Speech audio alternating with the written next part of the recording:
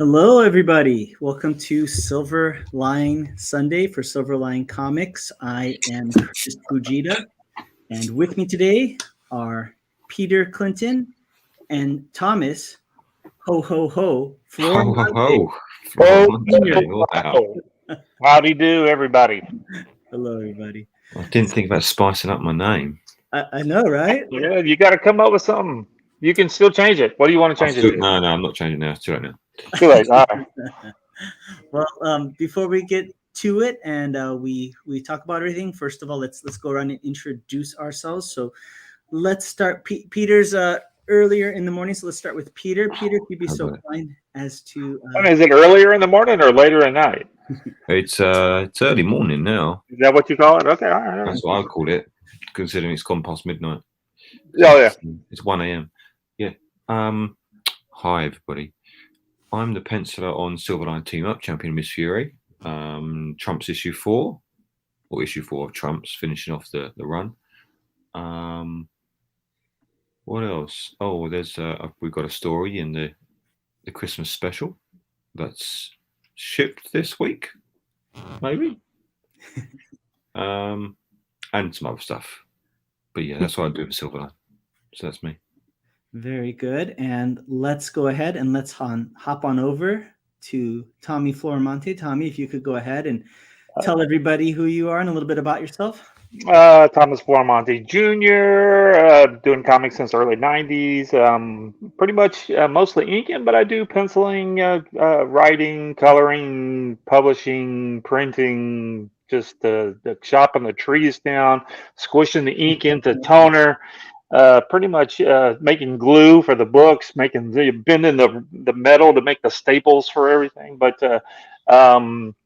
working with Mr. Pete over on the Team Up book. Yes. Also, yep. I'm the inker on that, and I'm also inked Mr. Pete on the Christmas book, which did I believe a lot of them shipped out. I know earlier this week, Roland, the head honcho, came by and picked up the books and shipping them out. I've seen some people on Facebook's already got their books. So all you people out there that are complaining that the USPS post office is doing a poor job, I think you can pound sand because because he just picked up the books the other day and they're already in people's hands. So that's pretty quick. And I doubt Roland went and delivered them by hand.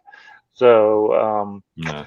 I believe I'm inking Pete on the Trump's Part 4, and then but currently I'm inking the Rejects, oversee Michael Lanning.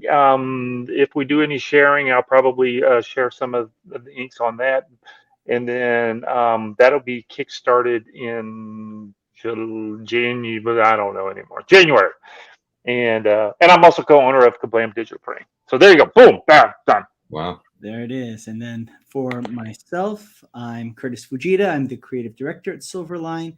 I'm also a martial arts instructor. And so I'm combining my two passions. I'm doing the comic book Shadow Ghost for Silverline Comics. It's the Kung Fu comic by a Kung Fu master. So that's me.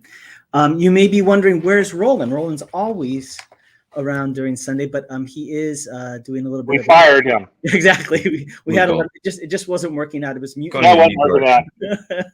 He was stuck around way too long. It's time to kick him to the curb. Exactly. In fact, he's trying to get into the live stream right now, and we just blocked him. So it is what it is. That's right. That's right. And I think he tried to come in as a different name. We saw his IP address, so we just completely blocked that whole IP. I think he's over in Arkansas right now, Arkansas for the rest of everybody. And so we blocked everybody from Arkansas right now. They can't come in. So it's official. The inmates are running the prison right now. So it's going to be a crazy evening. But in reality, Roland's celebrating with family out of town, a little bit of an early holiday. So we wish him all the best, and I'm sure he'll be back very soon, probably next week or so. So anyways, before we get to it, today's topic, I'll go ahead and share with everybody, is I thought would be kind of a fun one. Oftentimes we start with a specific topic and then it just spirals into a whole conversation. So we'll say our starting topic and then whatever it is, it becomes, but would be recommendations. I figured we go through different things like comic books or movies, and we just kind of recommend what are our top picks, what things we like, what we like about them, and just kind of go from there. And those of you in the chat, feel free to chime in if you have any questions or thoughts to suggest what we could recommend. And then also, if you have any recommendations, we'd be very curious to hear what your thoughts are. And before we get to that, though, let's talk about George Perez, because just such a shockwave got sent through our industry and through our community. And George Perez, one of the most phenomenal, celebrated, and well-deserved celebrated artists of our time and any time in comic books. Basically announced that he was diagnosed with terminal cancer and has a short time left, according to his healthcare providers. So, our hearts go out to him, the whole family, everybody that enjoys his work, that was touched by his work. I just have to say, what an amazing class act, how he's handling this adversity in such a public fashion and with such dignity and grace is just to be absolutely commended. Sorry to start with the downer, but it's important stuff for all of us, So I don't know if anybody else has anything else to share, thoughts, stories, if you met him, anything. I've not. I was introduced to him a couple of times at different shows, but he doesn't know me from a bump on a log.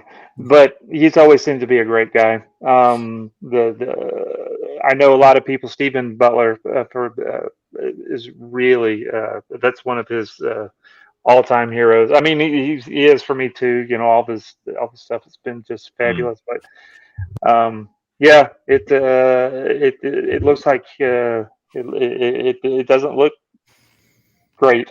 So it's not. What did he say? He's got a few months. Isn't that what it is? 6 months, something like that. But he's going to put on. Apparently, he's going to try to do one last little show. And he is from Florida. I don't know. I think he's the Central Florida area, somewhere around here. So, I know. He said today he's driving down to Florida because his parents live in Florida, so he's going to go and see them. Oh, is it? Yeah. So, I don't know if it's kind of like when at the end for Stan Lee, where they were propping him up at shows and all that kind of stuff. It's like I don't I'd like to go, but it's like I said, I'm not. I don't. He doesn't know me. I don't know him, but it'd be neat to say I love you one more time, but he doesn't know me, so why? That seems kind of silly. Yeah. So. Well, he touched so much of like everybody's work, and just phenomenal artist. And storyteller. There's people that have style, there's people that have substance, there's people in between, and then there's George Perez, right? Who, my goodness, the level of detail, the quality of storytelling, off the charts. Of all, and you should know who he is. If you don't, obviously Teen Titans, Avengers, and so many of the most important books.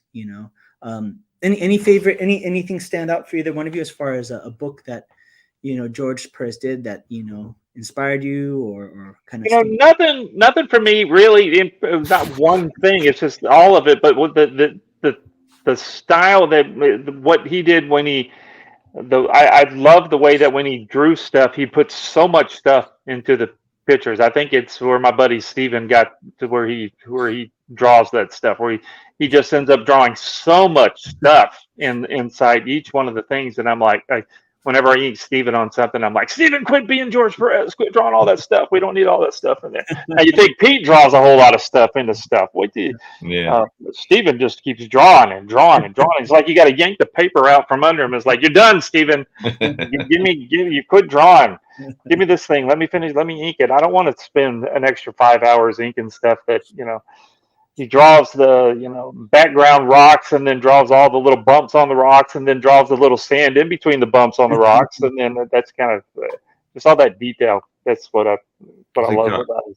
I remember the JLA v Avengers, like the only time they've ever done it. Have you read that? Yeah. I thought that was cool. Oh, phenomenal! And just because you're as a fan, like, oh yeah, I want to know who wins in these. Who comes out in this?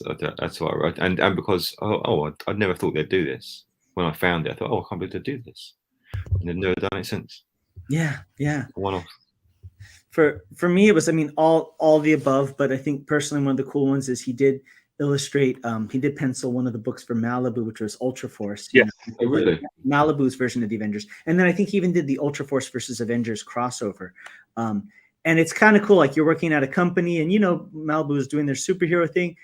Once George Perez is on one of the books, then you really feel like you're in a real proper superhero comic book company, So, just, yeah. I always remember the hair. I always remember like his hair. He just had that perfect mastery of like getting the silhouette of the hair and then the actual little details and stuff like that, so all those things. So our hearts go out to George Perez and his family. Despite kind of the dire circumstances, we wish him all the best and hope that things course correct and we just admire him for his work and also how he handles everything. I've never heard anybody say in the industry nothing but a kind word about him. He's one of those guys that everyone loves and respects, isn't he? Yeah. And spoiler, comic book business, little petty sometimes. So if you're able to be somebody that the cream rises to the top on, I mean, hey, that speaks volumes. So again. So now we'll get to the subject at hand. So recommendations. So I figured I'd just throw out some categories. Fellas, you can chime in on if you have other ideas, but these could be things that are well known, things that are kind of specific to what you like or that people may not know of. So obviously let's start with comic books. It could be like Silverline Team Up is a very It is a great looking. Yeah, that's a. you want to be reading that. Yeah, I hear those guys are pretty good. No, it's not that good. Yeah, it's great. Okay. Well, let's say let's be more specific. Non-Silverline superhero comic book series that you guys like. Could be past or current. Okay, I'll stop now. What do I look around? I like so much. I don't know if you're reading the current Reckless series by Ed Brubaker and Sean Phillips. Which one was it? So they nice. Can you see what I see now? Yeah, that's a great. Let's get you the Reckless series. There's two. There are two out so far. There's Reckless, it's the first one. Okay. And Friend of the Devil. Oh, those are great. They're like reading noirish. They do read noirish stuff really well, and they're really great reads. You read that I just fly through them. They're so good. But anything those guys do, that little team, Brubaker and Phillips, nice. Criminal. Who's publishing it? Image. Okay. Nice. Yeah. Nice. Yeah. I recommend checking those out because they're really fun. Very cool. Yeah, anything those guys do, I enjoy those. They're very recent. I think that came out. The second one came out last month. Oh, really? Okay. But they've been working together for years. What else? What else am I really enjoying at the moment? That's a good question. I'm really enjoying Supergirl at the moment by Tom King. Oh yeah. Yeah, it's really Tom King and I don't know how I'm going to say her name wrong. Bilquis Everly. That's a really beautiful book, and it's a really fresh take on Supergirl. She's just on an adventure, trying to track down this bad guy for this young girl that he's killed her father, and she wants revenge, but of course she's too young, and she kind of stumbles across Supergirl, who's off planet celebrating her birthday under a red sun, so she has no powers, just being normal. And she hires her to take revenge for her, and she's like, "Well, okay, I'll bring him to justice." And in the first issue, because she has no powers, he's able to get a jump on her and shoots Crypto. Oh, really? So she's now really, really pissed off, and she's like, and they're pursuing him across the galaxy. They're pursuing him and trying to. Hi, Roberta. Hi there. But yeah, really good. I'm really enjoying What's Supergirl. You see my convalescing cat? Maybe you can't. Not quite. Kitty.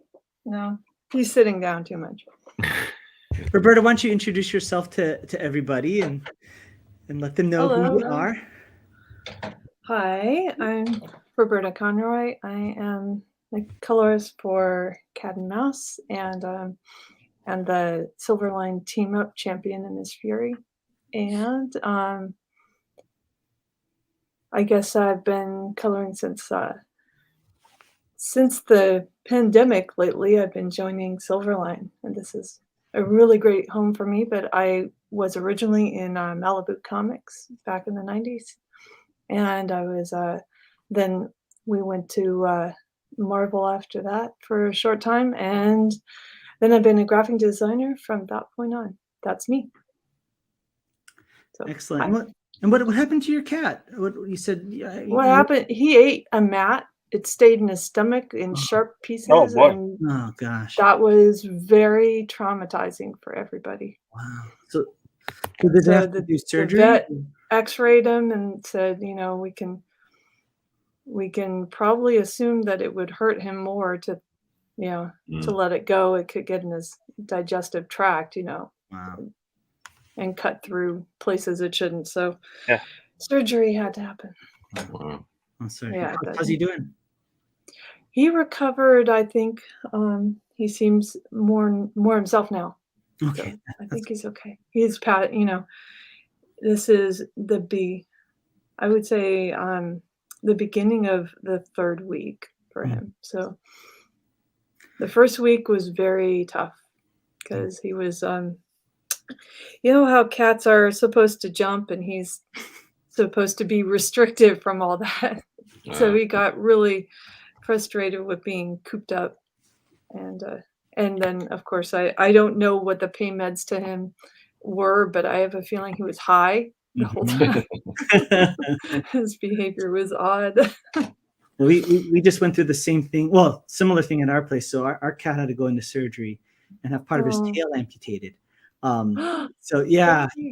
Yeah, so for those of you that know me on social media, we posted pictures. We went to Maui, and it was supposed to be this grand, relaxing vacation, and I would say it was like National Lampoon's Vacation. It was like one crazy one thing after another. Yeah, the pictures don't tell the full story, but the plane landed on the tarmac, and of course we turned on our cell phones. We didn't even exit the plane, and we got these panicked texts from our cat sitter saying the cat got his tail got degloved, and we have to get it amputated, and we didn't. You're like, what? Yeah, so yeah, I guess. Oh, poor baby. Yeah, his tail got caught in the door, and he kept.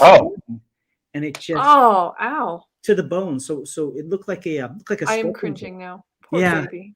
Yeah. So, but he's doing it. But I know what you mean. He's a kitten, and we're trying to keep him from not running and jumping and being crazy, and it's a thing. So. Yeah, it's hard, right? Yeah, and and those vet bills. No fun. Yeah. I don't want to think about it. Exactly. Pre-Christmas vet bills, mind you. Yeah. Exactly. Yeah. The funny thing is we picked him up from the cat sitter and he was completely fine, even though he was all messed up and he was all lovey-dovey with it. And it was like, he was so lovey-dovey with the cat sitter. I was like, this is the biggest case of Stockholm syndrome I've ever seen. Oh, I'm sorry for Kitty. Yeah, thanks. Yeah, my kitty's doing better. He's definitely more himself. He just hates being crated. Yeah, definitely. But he's okay. Well, I don't know if you heard the topic that we're going on, but it was just kind of pretty broad. It's recommendations, and we're just going to go through different kind of things that are your topics of things, whether it's comic books, movies, video games, what have you. We just started with comic books, so Peter gave some insights and some recommendations. Let's see, Roberta, do you have any specific comic books? It doesn't have to be current; it just could be like your top pick or something that inspired you. Anything. Yeah. Well, I mean, I got interested in Daredevil. There was that. So that the writing's good and the drama's good. I guess if I go way back, I really didn't I didn't have comics in the time frame that would have been the best time, which would be teenage years. Yeah. And so I feel like, what I gravitated to in my later teens was more like horror comics. So I liked what Innovation was doing. Okay. And I had those kind of things. That was fun for me. And I don't know, I think I liked all things Spawn, and I was an avid Spawn reader for many years. And I think I recommend it just, like it started out with coming and going with the story, but I think, it ended up being I don't know, a tale of psychological thrill. You're just wondering about like humanity at some point. Like, what is it? But I think, it's also like trying to figure out what you feel about people doing bad things, I think. Sure. And I love McFarlane's commitment to everything in that book. I mean, it's like visually, story-wise. I mean, big and bold, everything. Right. I mean, people can argue, creative decisions and stuff like that, but he was completely unapologetic. I mean, to have that, I thought Bernie Wrightson had the longest cape on a superhero for a while, and then you see Spawn, No. You're like, oh, gosh, this thing's like half of Bed Bath and Beyond is like tailored onto his back. It's crazy. So, well, I like it's its own character and all kind of stuff. Yeah. It's got its own life to it. That if you know how to use negative space and drawing your eyes and that kind of thing, just the shapes it made was part of the art. Yeah, definitely. That was cool. Yeah, very good. And then, you got Hell and go with and what doesn't get a lot of praise in that was the lettering. The lettering in that was that is true. Really great. That is absolutely a big plus for that book, because without it you really don't read it properly. That's a huge skill. Under acknowledged, I'd definitely say. So that's my big recommendation. It's like, people think, oh well, it's a has-been or whatever, but I think it's a must read. He's launched a Spawn universe now, hasn't he? Yeah. Definitely, and very successful from what I hear. Very successfully. So that's great.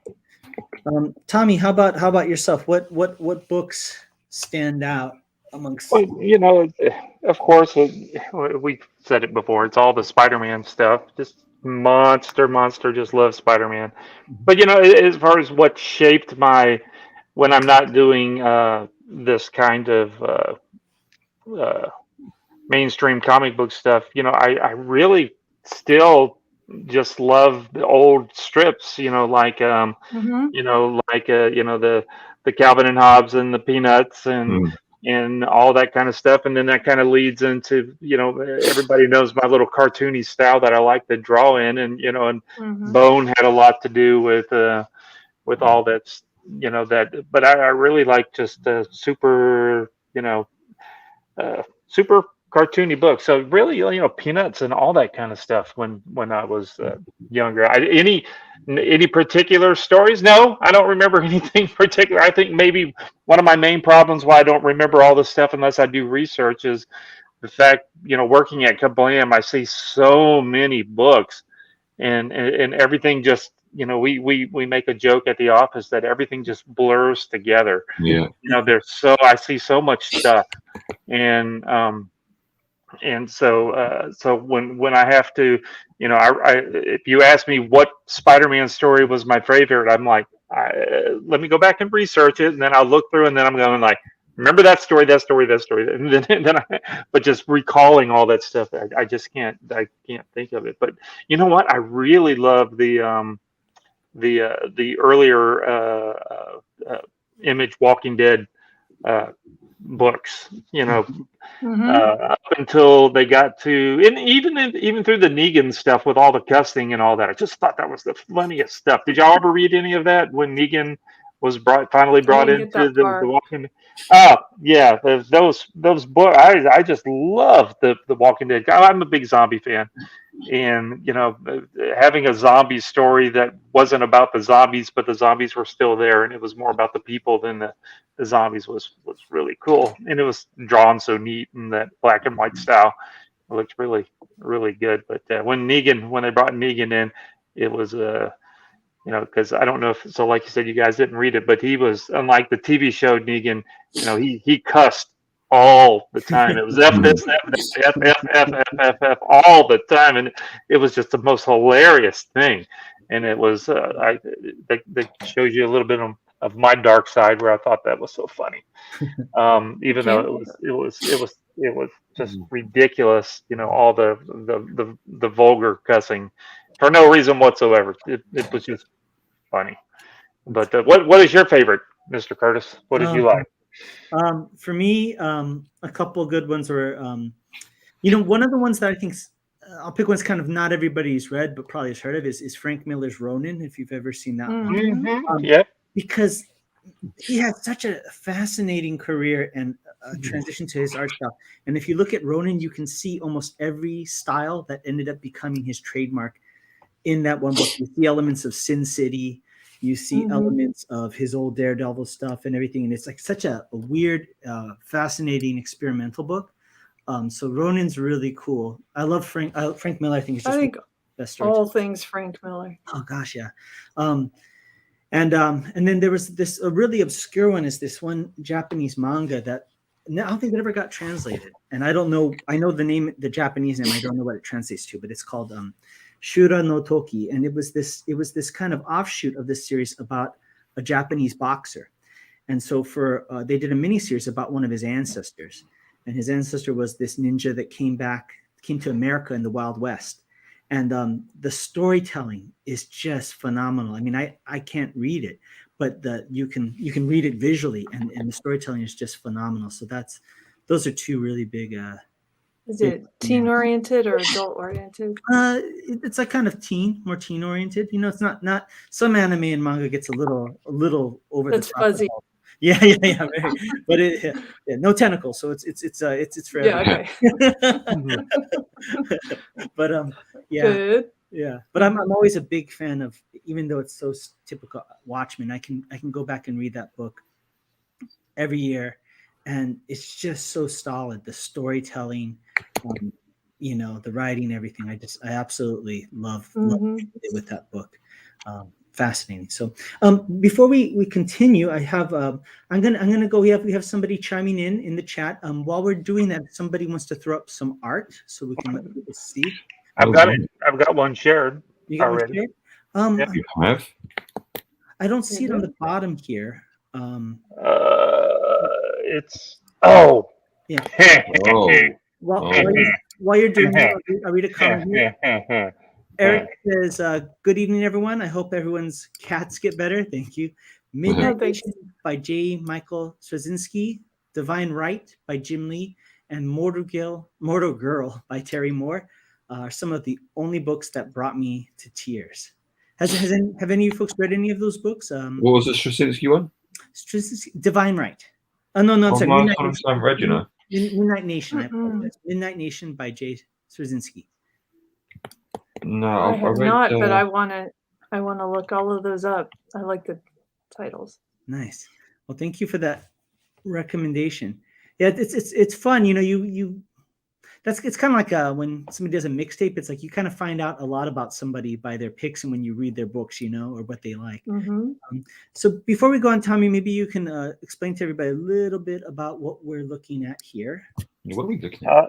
This is Rejects page number 15. I've been jumping all over the place. Most of it, I think I got like 5 pages left to finish it up.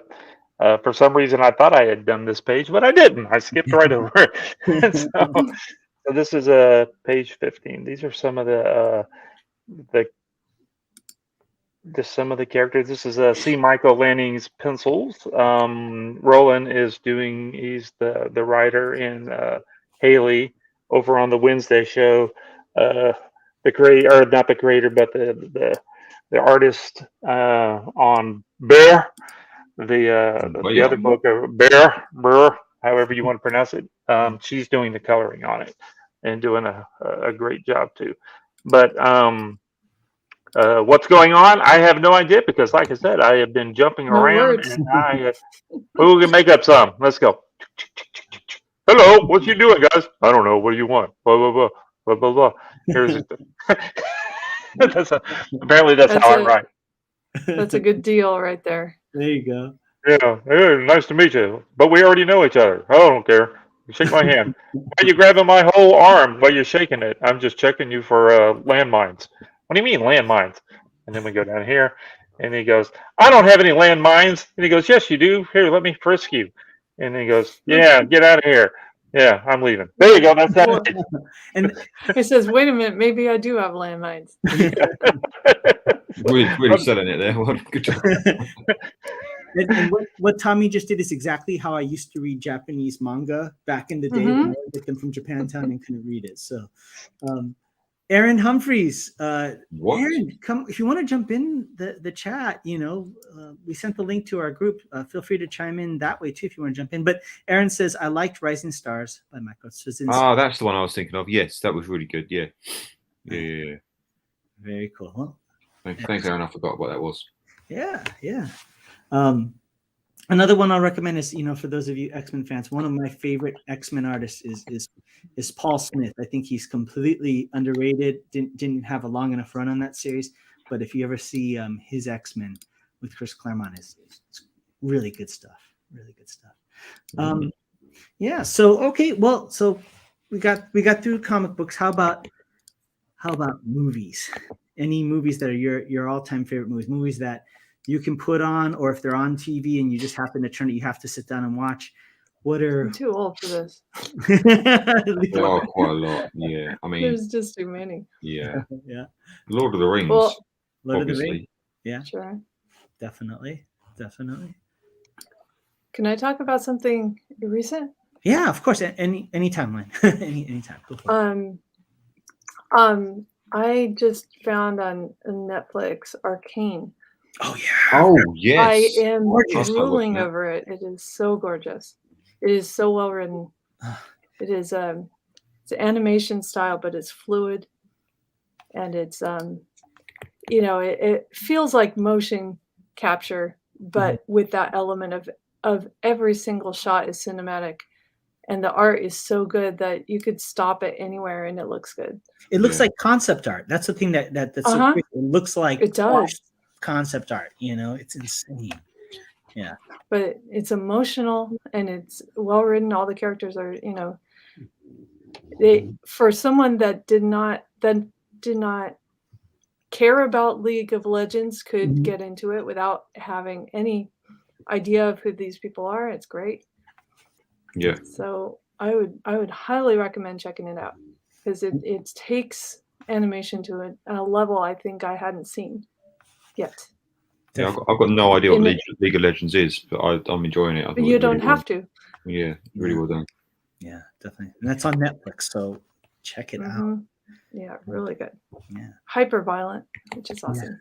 Yeah. But in a really interesting way too. Like everybody's blurring the lines of good and bad, and necessity and power and ambition. It's just got everything. Oh yeah. I was just watching it last night and it was just like, yeah, it's gorgeous. It's absolutely stunning, Well, I'm going to have to throw in my Star Wars movies because I'm talking about old stuff. But all of them, maybe. 4, 5, and 6 for sure. And I dig sort of 1, 2, and 3 a little bit. I can watch them whenever they come on. I still just, even though I've got like 20 different versions on different formats of all the movies. Besides, you can go on Disney Plus and watch all the movies. If it's just on something and it just so happens that I flip by it and it's on, I still sit there and watch it anyway. I just addicted to anything Star Wars stuff. But and it's the same for me. It's the same way with the the Harry Potter movies and Oh, stuff. yeah. It just even though I've watched them, I hadn't watched them as much as I've seen every episode of Star Wars. But whenever they're on, you know, we tend to just leave it there and watch them again. Even though we've seen them all and over and over and make fun of all of the silly things that are going on in them that don't make any sense and all that kind of stuff. And it's just they're just enjoyable. They're so enjoyable to watch. But because it's Christmas, whenever we really enjoy watching all the Santa Claus movies, except for the third one. It's not as cool as the first two. But did you guys watch the Tim what's his name? Tim Tim Allen. Allen. Yeah, there you go. Yeah. The Santa Claus.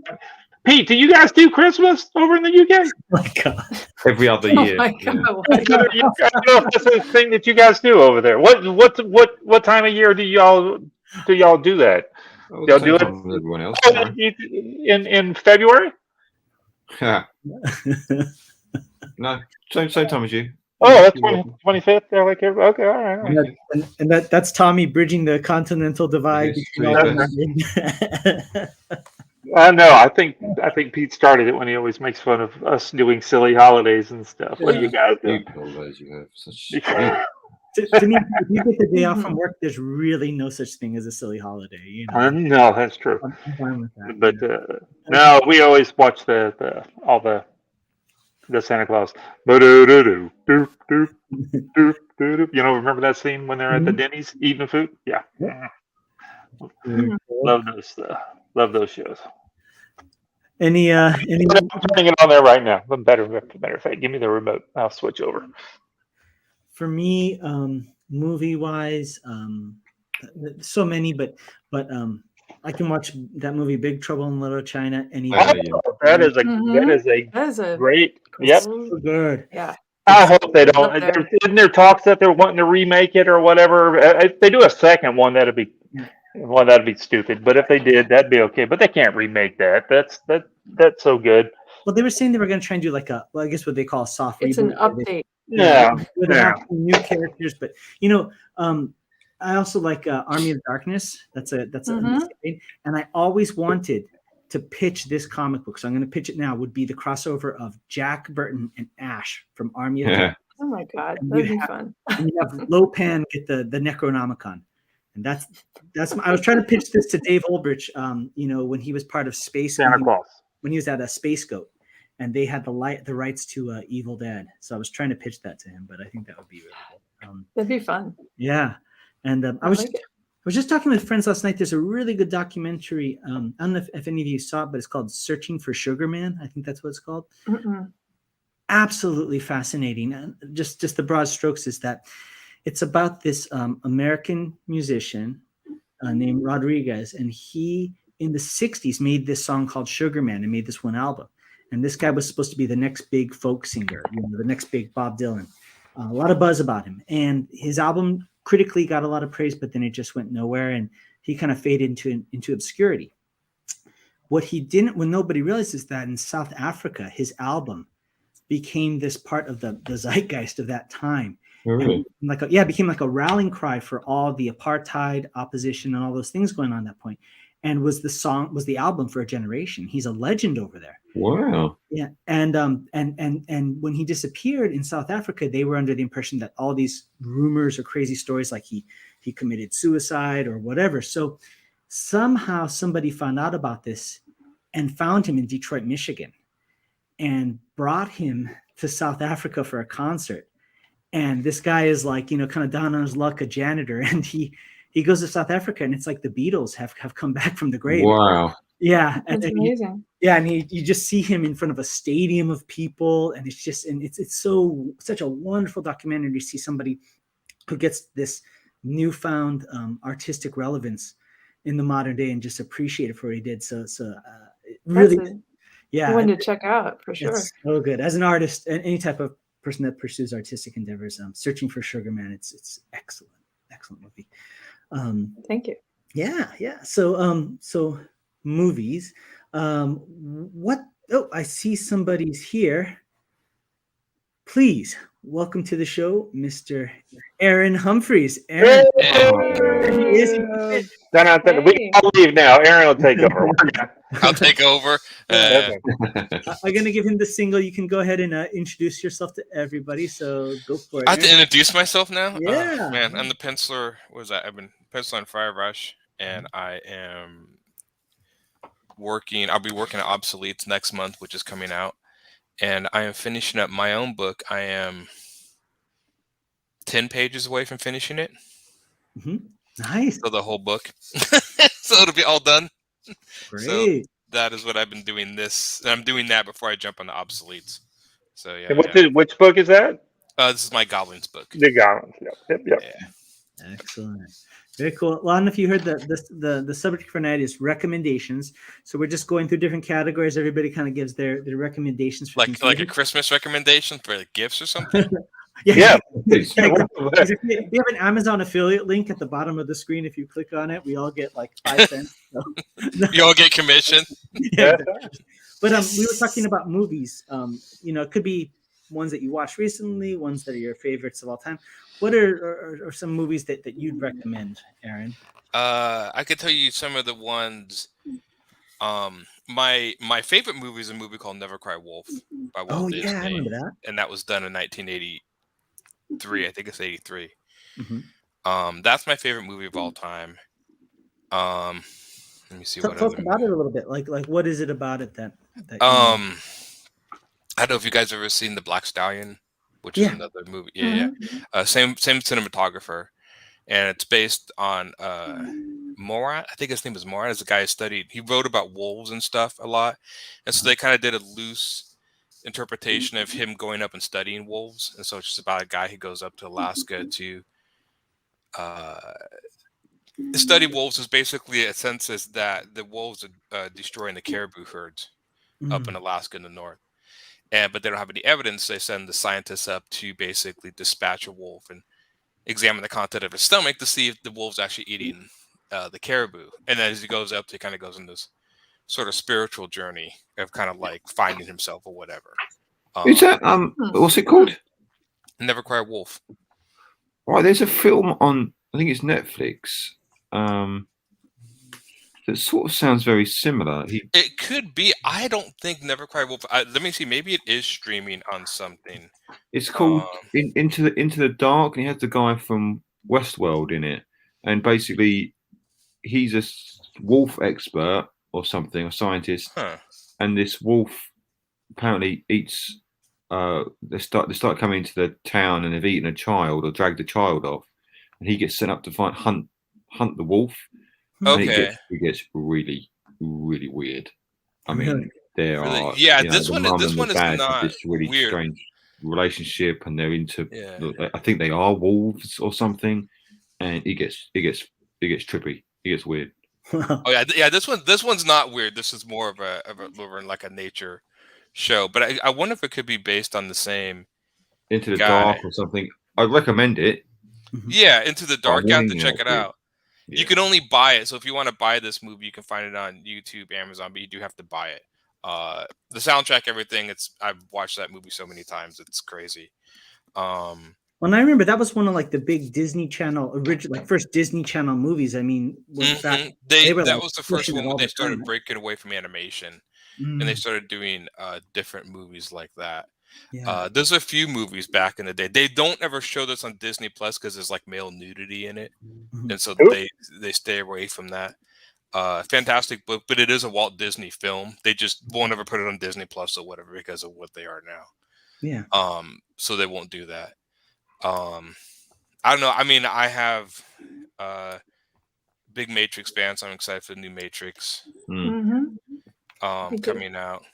I'm trying to avoid any spoiler stuff because I really want to go into it fresh. Yeah.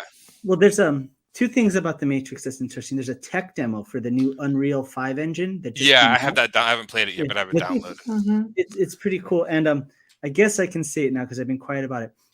And I don't know who he is in it, but one of my kung fu students is in the movie. Oh, is he? Yeah, and That's amazing. it was so funny. This is all pre-COVID because they were ramping up for the movie.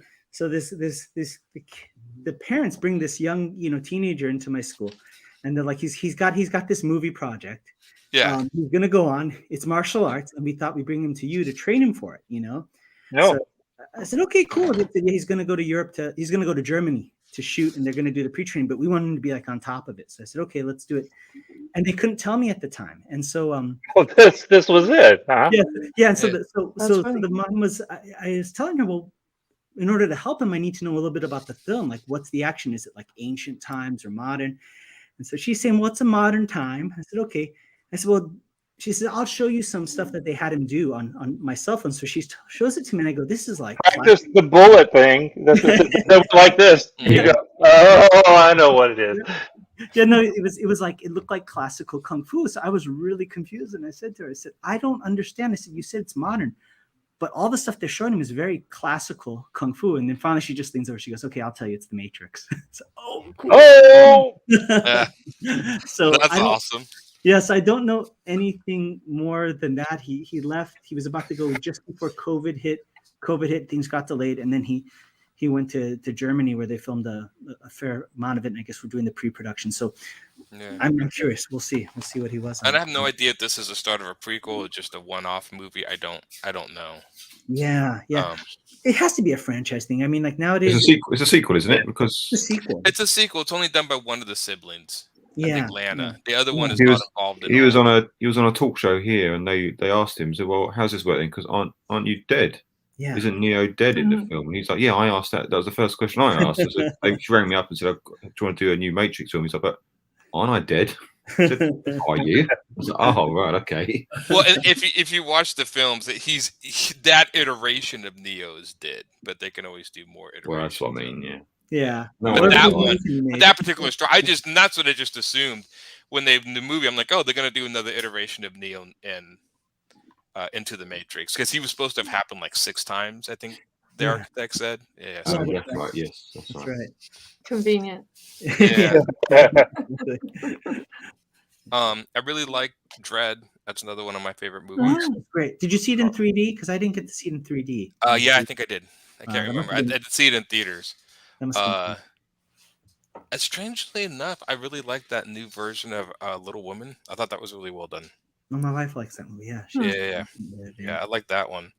As far as recommendations for like Christmas gifts, I don't know. That's been on. Yeah, I don't know. I've been rewatching Seinfeld. I've never seen Seinfeld before, so I thought I'd give it a shot, and so far I'm enjoying it. That's a long thing to avoid. Yeah. How did you Quite do a that? long history there. I've seen it. I mean, when I was a kid, I used to sit there and see it, but I didn't connect with it. And much more as an adult, I connect more with what they're talking about, obviously. Yeah, you just got to I've never seen it either. get past those first 2 seasons, and then it starts kicking in really good. Yeah. The first 2 seasons, you're like, what? How did it even make it? And then all of a sudden, it's like, this is wonderful. Yeah, it kicks in. I still feel bad for the guy who plays Kramer. That guy killed his whole career in one movie. What's his name? Yeah, that video is woo. Yeah. Yeah. Michael Richardson. Yeah. And we I just- think he's funny. I like him, but man, it's like, yeah, after that stand-up skit, man, he was Yeah. Yeah. Oh, and You guys see the Curb Your Enthusiasm? oh god, I love that show. That show's hilarious. They're starting they again. It's so aren't they great. doing more of those? Yeah, they just did a new one. Mhm. This is the Yeah. season. Well, I think he just does them whenever he feels like doing them. So it's not like it's any particular. Yeah. Which is good Yeah, because he does what he wants. it keeps it fresh. Phil Leon chimed in from the chat. Hey, yo, Silverline Pete. Hello. Hey, Phil, how's Hello. it going? Congratulations on our most recent Kickstarter. So Yeah. definitely good. And then Phil, feel free to chime in any thoughts you have, recommendations, things that you like. So you kind of transitioned easily into TV shows talking about Seinfeld. What are some shows that you guys are watching or that you like? Could be Well, you. one that just started up again that I thought was completely dead for some reason. The Expanse started up again. Yes. I just Did you see can't. last season? Yeah. Oh yeah. But for some reason, I thought I forgot what the character's name was. The pilot guy when he the actual. Oh, I didn't see last season. Yeah, you know what? I almost said something at the office the other day, and Barry's like, "Shut up, shut up, shut up," because he hadn't watched the last season either. Phil Leland says thanks. I don't know if that's for the congratulations or because we avoided spoilers, but we'll take it. Thank you, Phil. And Tommy, you're done with the Expanse. No. I know it's based off of books, right? And I I've not think The read any of Expanse is one of the best sci-fi shows they've done. It is. It's kind of like, even though it's nothing like Babylon 5, but you remember if Babylon 5 was actually, a more realistic and cool. I mean, it's. I just like all the effects and stuff. I mean, the story's really cool. I like the characters. I like the actors that are doing all the stuff, all the nutty stuff, especially that first season with the protoplasm thingy with the thing. But man, and when they're trying to get space right when they're walking around in the ships and stuff, and they got the mag boots on, and it's as they're walking around on and stuff. I mean, it's just the whole thing about it is just so neat. My wife and I were watching it the first season yesterday or maybe Friday, and the one thing that I realized about the show that probably would just make me sick if this was in space. Those people are in these ships, right? And all of a sudden the ships, because when they take off, right, and they apply the thrust and they're getting all sucked back in the chairs. It's not like your Star Wars, Star Trek thing where they've got the fake gravity, and I mean they're getting all slammed into everything and stuff. But all of a sudden they'll show a ship and then they spin it around. So 1 minute they're in the ship and you see the fact that the gravity is affecting them, or the thrust is throwing them. But then they flip these ships around. I'd be throwing up all the time, I think. And it's like, I'm watching this stuff and I've already got a little bit of a head thing going on every now and again. I'm gonna see these ships spinning around. I'm like going, Throwing up zero gravity would be even worse, right? Oh, it'd be everywhere and all kind of stuff. But no, what's I don't know if y'all Pete's seen it, but when somebody gets killed or whatever, and they got the grab boots or the boots on, and all of a sudden they just die and they just they're in the air. Well, they don't fall to the ground because there's no ground. It's just so, that's funny. It's really good. I'm sorry. Amazon, right? Is that on Amazon? I think. Yeah. It was sci-fi, and then it moved to Amazon. I thought that like I said, I thought that it ended. I thought it was canceled, but there's another season. So yippee! It's the last season, isn't it? It's the last one. Yeah, that's what they're saying. Yeah. But another show, going back to Christmas stuff, another one we were talking about TV streaming stuff, and I need to go look it up. There's a thing called Claws. Have you seen that with a K? It's an animated. Isn't it like Grant? Was that Grant Morrison had something to do with that? It was like a movie. Yes, I'll look it up. But that show is just so cool. It's just a different tale of Santa Claus kind of thing, and y'all ought to watch it. If you haven't seen it, go watch it. I'll try to look it up here and tell y'all what it's on. I don't know what it's on. I'll find out. What it's on. Nice. But that's a good looking show. It makes me cry. I've seen it 2 or 3 times. Every time at the end of it, I go, "This is so good." Nice. What? Anybody? I like the Foundation season too. That was done pretty well. Oh, is that already out? Yeah, that's Apple, isn't it? That's Apple TV. I mean, they made it very simple, but it's nice. Oh, good. Did you read the books as well? Yeah, I read the book when I was really young. So you feel like it's good I read a few of the following ones, and then I got into other books. But it's a very complicated kind of political book, and they just took half of that out and focused on the people and the world that was created there. And I thought they did a good job of that. Nice. Is the whole whole first season out, or are they doing like just little? Yeah, one season's out, and I don't know what's next. Okay, cool. I'm sure they're going to continue it. Nice. But it's beautiful, though. Claus is really on beautiful. Netflix. Just to let you know, Claus is on Netflix. If y'all want to check that out. Okay. Cool.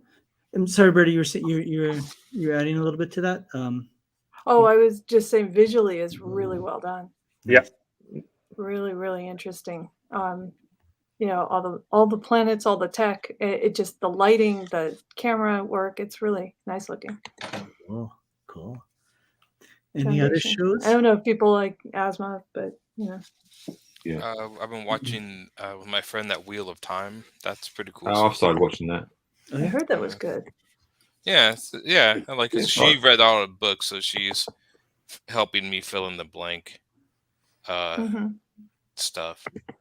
It's not Lord of the Rings, but it's cool fantasy. Yeah, there's like 15 books in it, so I guess Yeah. the series. So it's long. And so far, I enjoy it. It seems like every fantasy show wants to be Game of Thrones, which this one is kind of trying to be, but it's not. And I kind of wish they would stop doing that.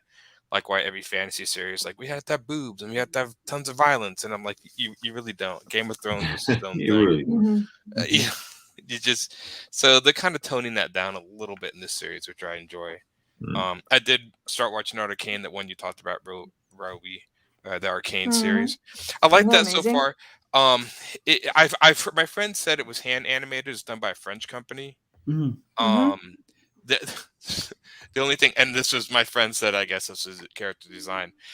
This is just like the thing that's getting like old. I think these should change. Is every woman has to have the shaved head and the pink hair with the mohawk. I'm like, you guys have got to. They already had these characters. They already had these characters, but like what was like He-Man, like the new He-Man show. Tila did it. I'm like, dude, okay, you guys have got to get a new haircut. The haircut's killing me. Other than that, I thought it was great. For some odd reason, I don't think the theme song and the intro fits the series. It's an okay song. They were just I don't know why Imagine Dragons had to be part of that. I don't maybe think to that make it fits fresh or something. I'm not sure. Yeah, the show is great, but every time I hear the song, I'm like, that doesn't. Really doesn't fit. fit. No, at all. So I'm like, okay, but so far I'm on episode 5, I think. So yeah, it's pretty addictive. It is, and then my friend. Interesting. I think there's a really amazing flip of like, trying to see every motivation, every character's deep enough. Yeah. I really love with the writing. Yeah, and it seems it's got a quick pace to it, so it doesn't get like bogged down with exposition. They do. It's the first. Sometimes when they do CGI, because if you play video games, you can either sometimes end up feeling like, wow, I'm watching an extended cutscene, and a video game. This one has been able to defeat that, so I'm like, okay, that's good. Because there's some shows I'm watching. Very good. I'm like, okay, this is a cutscene. My friend showed me one of those "What If" from Marvel, and they're pretty good. But again, that one almost kind of felt a little bit like a video game cutscene. Like I'm like grabbing my controller. What am I gonna play? And but it's a minor quibble, and that just has to go with the fact that they're both computer generated. So I mean, well, the color design on that What If show is gorgeous. I mean, really, it's very nice. Phil Leon chimed in and said "Raised by Wolves" is a good sci-fi series, and I watched the first episode of that, and I never went back and watched the rest. I need to. It's not because I didn't like it. I'm horrible at like watching something, and then I get sidetracked with something else, and then I forget I was doing that. I always do that. Yeah, for me, two series that I've really enjoyed recently was, I never got around to watching The Wire, but the whole thing's on HBO Max. I don't know if anybody's seen that, but that is it's probably my favorite. Yeah, I remember people loving that show. Yeah, and it's a slow burn. I mean, you have to watch like the first 4 or 5 episodes, and then all of a sudden they juggle so many characters and scenarios, but it's writing is phenomenal and the acting's amazing, and kind of the first show that I think Idris Elba really kind of made a big impact over here stateside on. But it's great. And it's essentially about Baltimore and the corruption and crime in Baltimore, but you see it at every level. You see it from the drug dealers to the police to the politicians to the journalists, and I can't recommend it highly enough. But good show. And I think the other one is Apple TV. We should have been sponsored tonight, but Ted Lasso. I don't know if you guys have watched. Ted Lasso is excellent. Oh, the most likable characters I've ever seen on TV. It's like, oh, it's so good. It's so good. So yeah, Ted Lasso is awesome. Yeah. Any other shows anybody would recommend or favorites of all time? Well, Mandalorian is pretty good. Right. Sure. Yeah, that's good. Mhm. That's good. Definitely. I can't wait to Yeah. see what they're gonna do with the Boba Fett Yeah. show. What's it called? The Book of Fett or Mhm. whatever it's called. I Mm. Yeah, the Book of can't wait to Boba see Fett. what. Yeah. Yeah. Yeah, that looks good. So I'm gonna switch it up and ask you guys a fun one, which is as far as movies and TV guilty pleasures, like ones that, and we're on the air, so you have to admit it, but you normally wouldn't admit, but that you know it's bad, but you like it. So or All the stupid Hallmark Channel shows. I make fun of it all the time, but I'll never admit. Don't tell my wife. She's in the other room now. When she's watching them and stuff, I enjoy watching them. All the different ones. You know, Oh, yeah? they're fun to watch. I mean, it's the same story with different people in every time, but I enjoy watching them. They're fun. Nice. Can't. Yeah. I Mhm. then pretend like I never said that. Wipe it from the record. Yeah. For me, it's the Problem Child trilogy. That's probably my super guilty pleasure. It's just the movie that really has absolutely no benefit to society and is horrible, but I absolutely love the Problem Child movies. So that would be my. The Problem Child.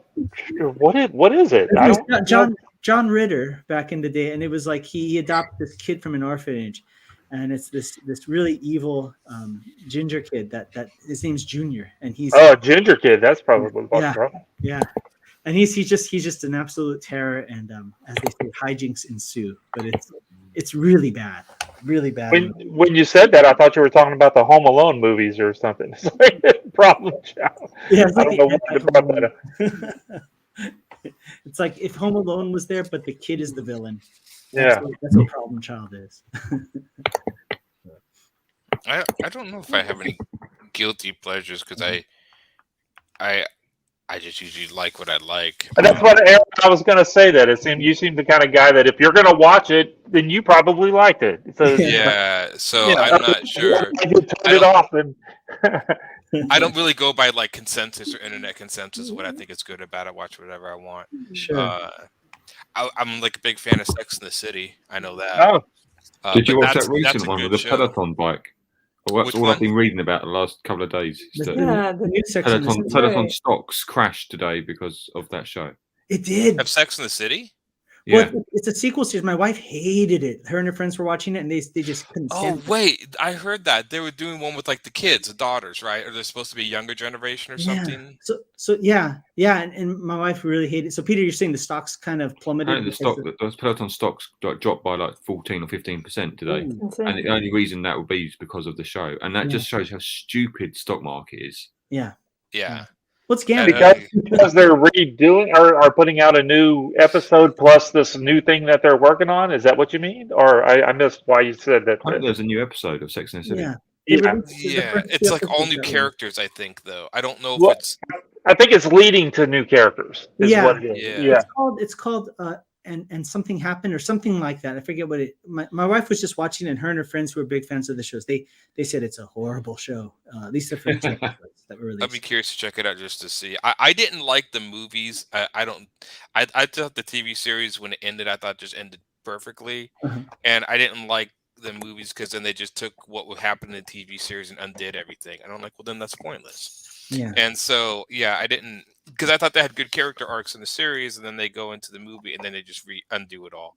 Samantha breaks up with the boyfriend. I'm like, well, that's kind of pointless. That they completely undid her character, and then like, you know, like was it Carrie didn't have to get married to Big, but of course, you know, they try to get married, then that all goes to, to crap. And I'm just okay. You guys are ruining everything you just set up and did so well. Stop it. So.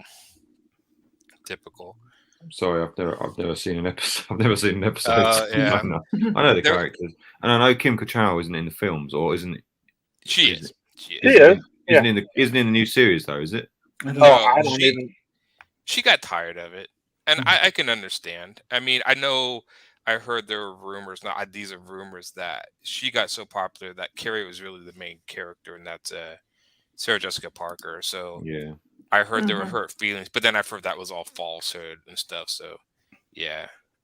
So I guess that might be a guilty. I don't know if it's a guilty pleasure. It's a popular show. So again, I don't know I never understood the guilty pleasure. Like, does a show have to be universally hated by everyone that you Yeah, like? what makes it a Yeah, I guilty think so. pleasure? I think guilty pleasure is like junk food. Like, you know, it's not good for you health wise, but you really like it. You know, it's like. I like a lot of the Happy Gilmore, the Adam Sandler films. I like a lot of them. Yeah. Oh, wow. Yeah, I know Carl he gets Weathers, flack, man. but I think they're really funny. Oh God, with the The gator. newer ones he's done is not as funny, but his older ones when he was like in Vogue I think are pretty good. Yeah, I He's watch done some Happy ones on. Gilmore. He's done quite a few on Netflix. Yeah. But he's done one with Jennifer Aniston, and they're like a couple abroad. It's like a murder mystery, and it's really, really good. Really? Really funny. Which Oh, one nice. is it? I think it might be called Murder Mystery or something like that. Nice. I think now that you said it, I think now that I've seen it. I really I guess enjoyed it. I like the Resident Evil films, but I mean that's got Mila Jovovich, so that's an easy win for me. Sure. But the games are just as bad. That's why I saw the new Resident Evil film, which everyone hated. They said it was hilarious to me. The acting's bad and the writing's bad. I'm like, have you played the video games? Yeah. This is the point. It's supposed to be bad. I mean, it's supposed to be B movie at best. So they go in and like, why didn't see Academy Award performances? I'm like, of course. It's Resident Evil, you dork. Exactly. It's like telling McDonald's you're going to take away their Michelin star. It's like it's not. Yeah. It's like I was just like, I don't know. I gamers are some of the most pickiest people. They are. But still, I was like, dude, it's Resident Evil. How many zombie movies are there? But that, I guess maybe that's a guilty pleasure. So it's just so universally hated. Apparently, I guess I don't really pay attention to much. I check out the reviews after I've seen the movie just to see if people like them. Usually, most people hate the stuff I like. I told you my friend Juan actually recommends movies to me that he hates because we have such opposite tests. You know that it's good then. Yeah. Yeah. He's Did like, you I hate guys this like movie. the Ash versus Evil Dead? I tried to watch it and I couldn't. Did you like get past the first couple episodes, you know? But did you ever see the old movies? Were you a fan of the older movies? Because I love the older movies. Oh, Yeah. I know you did too. But real quick, It's Jose Fuentes says, so hey, dumb but so fun. oh yeah, totally. They're phenomenal. Bruce Campbell, I swear. Jose Fuentes says, hey all, hey Jose. What's up? What is up? Good to see you. Yeah, no, I love those old movies. They're phenomenal. Yeah. Okay. I actually like the series. I've got one for you. So let this spill over a little, just a side note, into what guilty pleasure stuff or rabbit hole kind of stuff like on YouTube. Do you have you jump on YouTube? We tend to watch just as much YouTube as regular TV now. You know, and so is there specific anything on YouTube when you jump over there? I'm going to just watch a few, and it turns into a few minutes, and then turns an hour, and you're just watching a whole bunch of silly. Is there any particular genre of YouTube things that you just watch that are guilty pleasures? I'll tell you mine. Lately, it's been watching people solve Rubik's cubes. For some, I don't know. I have no. I had. I ordered for myself for Renee to put in my stocking a speed cube. You know what a speed cube is? It says Rubik's Cube. You see those guys going? Yeah. I used to be able to solve a Rubik's Cube when I was younger, and I'm like, that you can solve. These guys claim that you can solve a Rubik's Cube in like 27 moves, and I'm like, I'm gonna get one so I can figure out how to do that. So the specific Rubik's Cube, just that you can do it faster. Is that the idea, or is it just a speed cube? Yeah, it's just made to where it turns a lot. Yeah, they do it in speed, but just the fact that you can actually solve one in 30 moves, it's like, what? I remember it would take me an hour when I knew how to do it, and it's like, I want to try. So, y'all have anything that you can jump on YouTube and you just go, okay, while nobody's looking, I'm going to look at people making crock pot recipes or something like that. I got a stupid one for you that I could say. All right. I like this Sphinx cat called the Dark Lord. What is that? A Sphinx it's cat? a Sphinx cat. It's just one of those like hairless cats. Uh-huh. He's got a bad attitude, and he's got a YouTube following, and it is hilarious. Oh, that is so cool. That's so cool. It is a guilty pleasure. I love that stupid cat. And so he put out his own videos, huh? So yeah, it's just lots of videos. Are they staged like, or is it just like him do? Oh, just yeah, the regular owner things? just makes stuff up, you know, and No, makes that up cat is words for making his him. own. No, the cat's doing it. He's got his own production crew, and he's coming up Yeah. with his own stories. Yeah. It's not somebody doing it; he's doing it. Come on now. A lot of attitude. Yeah. He's Think got a forward. creepy look. The bit is that, you know, he runs their life and everyone does their bidding of what his will is. And he attacks with viciousness anyone that dares threaten his superiority. That's cool. But he's a great cat. It's really funny. It's just really, really silly, but really funny. What's the name again? The Dark Lord. Dark Lord. Oh, that's awesome. Oh, they do so many things to that cat. It's just great. I'm trying to think of any guilty pleasure. I know that human behavior fascinates me to no end. And so I'll find myself late at night watching dating advice videos just because listening and then reading the comments. It's like watching the blind leading the blind sometimes. I've seen people come to realizations on the video where I'm just like, yes, this is well known.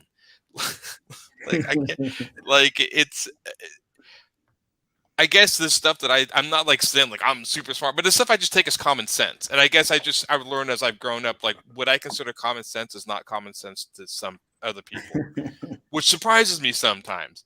And so are you learning any cool pickup lines and that kind of stuff, or things to do and not do? No, I'm married. I learned all stuff, not to do whatever. But my second degree was in digital technology and culture. It was only a year, but in that degree, I studied the internet, like social interactions with the internet. And ever since then, I've been absolutely fascinated how the internet and social media and all that stuff interacts or changes people.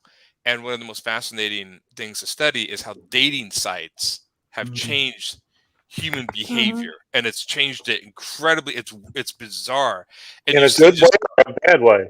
And a kind of in a bad way. Yeah, it's given. I mean, it's just the problem of choice, which has been something that's been exasperated exponentially by the internet for various things, but especially with that.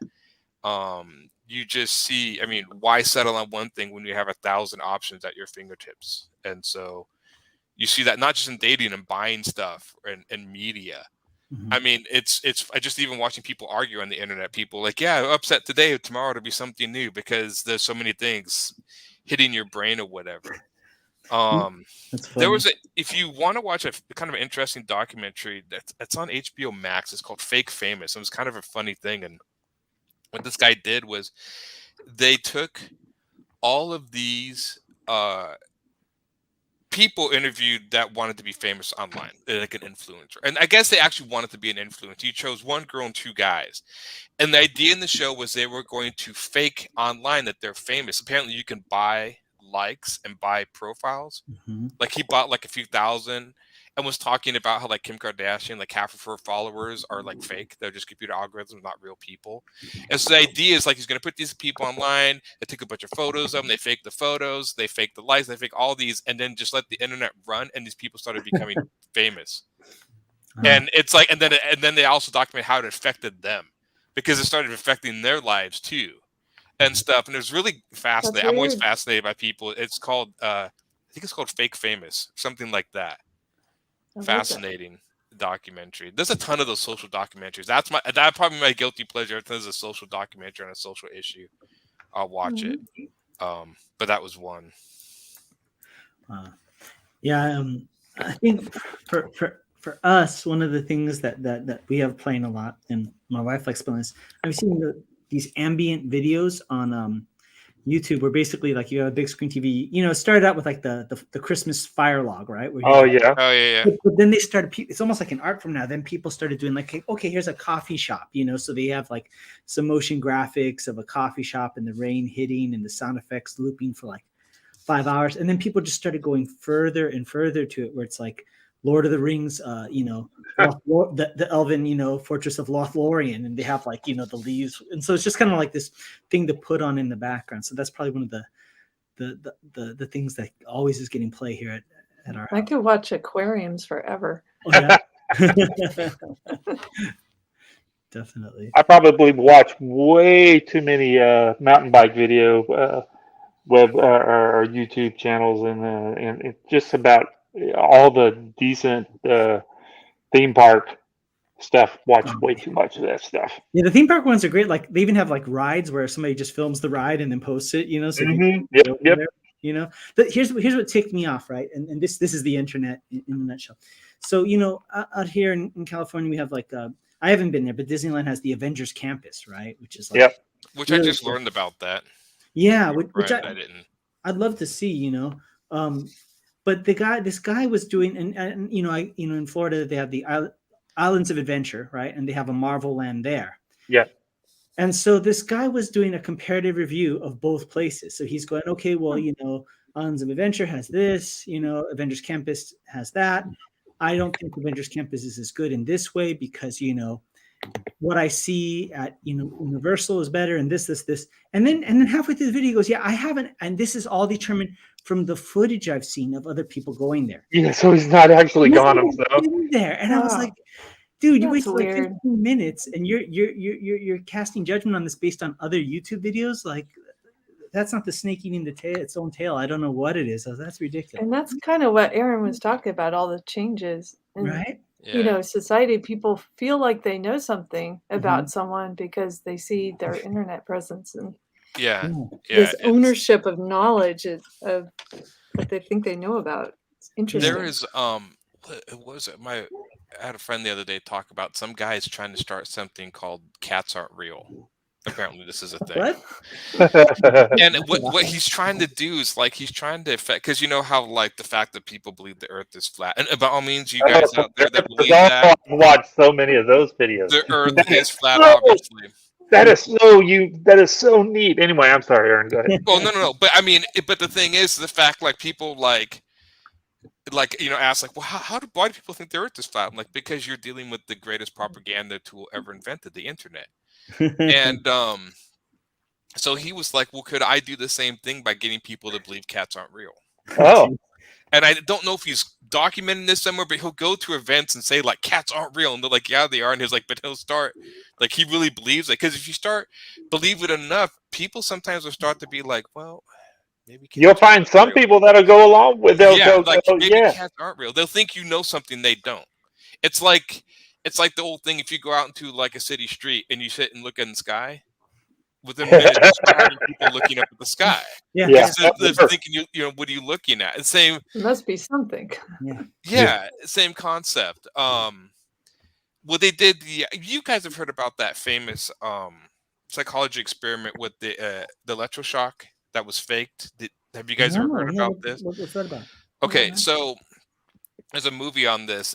About the guy who did this, and I think I can't remember the name of the movie. I'll look it up.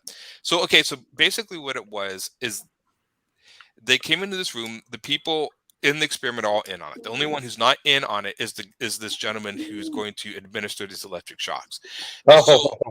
So what they go in and do is they go in and they ask you certain questions. It's like, okay, you ask these questions to this guy on the other side of this wall, this other room. He can't see the guys giving the shocks to.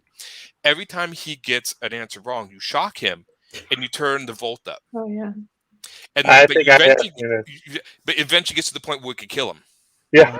And so what they're testing is the threshold. What he was actually studying was like how like a lot of like the Nazis and military people are able to do like turn the other way. Yeah. Even though, and that's what he was studying. But a lot of people, when they eventually turned it up, he would afterwards say, like, well, you could have killed this guy. Why'd you do it? And he's like, well, because I was told to. Wow. Like, because you were told to, it completely overrode your just reasoning to be like, no, I'm not going to do this. Some people did, but some people would just be like, yeah, you could have killed this guy. And it's like, yeah, but it wouldn't have been on me. It would have been on the guy who told me to, even though I'm the one hitting the button. Wow. Very, very fast. That stuff. And he's the same guy who did the experiment. I'd have to look up this movie. The movie, they actually did, what was it? I have to look it up. You guys can talk, and I'll give you the name. I think it's on HBO, but it might be on something Well, else. while you're doing that, I don't know if anybody else wants to switch out as far as doing the art. I don't know if Roberta, if you're working on I don't anything. have anything up right now. Okay, Sorry. no, that's right. Tommy, you can keep. We'll have Tommy. I've been looking, and I'm like, yeah, I don't want to show that. Not yet. Not a problem. Not a problem at all.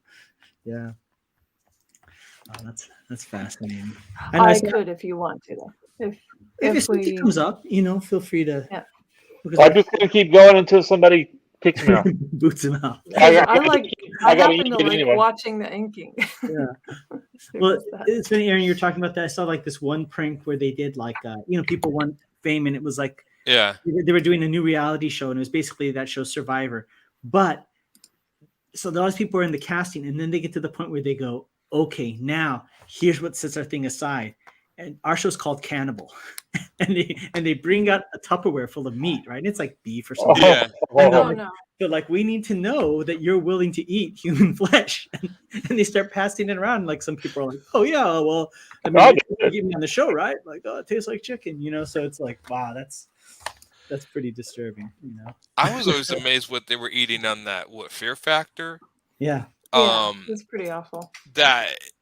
And I remember if you ever watch Joe Rogan, Joe Rogan actually tells the story of how they got canceled. And I'm not going to repeat it on here because it's not right for this type of show. But if you can, yeah, okay. I think the name of the show it's called The Experimenter is the name of the show. And it's about Stanley Milgram. He was a psychologist, and they talk about other things that he did too. But I remember that was one of his most famous ones. Wow. So, but yeah, he did something called the Lost Letter too. He would just test people's behavior by putting them in weird predicaments. That stuff fascinates me to no end. People are weird, man. What can I say? They are. People weird. Well, the internet, right? Yeah. So we're kind of starting to wind down to the last leg of things. But as we kind of go about talking about other recommendations and things, I'd be curious to hear about people's music, like what, and everybody here is an artist. And so, what music inspires you? Do you have specific type of music or things you listen to while you're working, or feel free to chime in. I don't listen to music. Yeah, music. Yeah, Music's so music? 2020.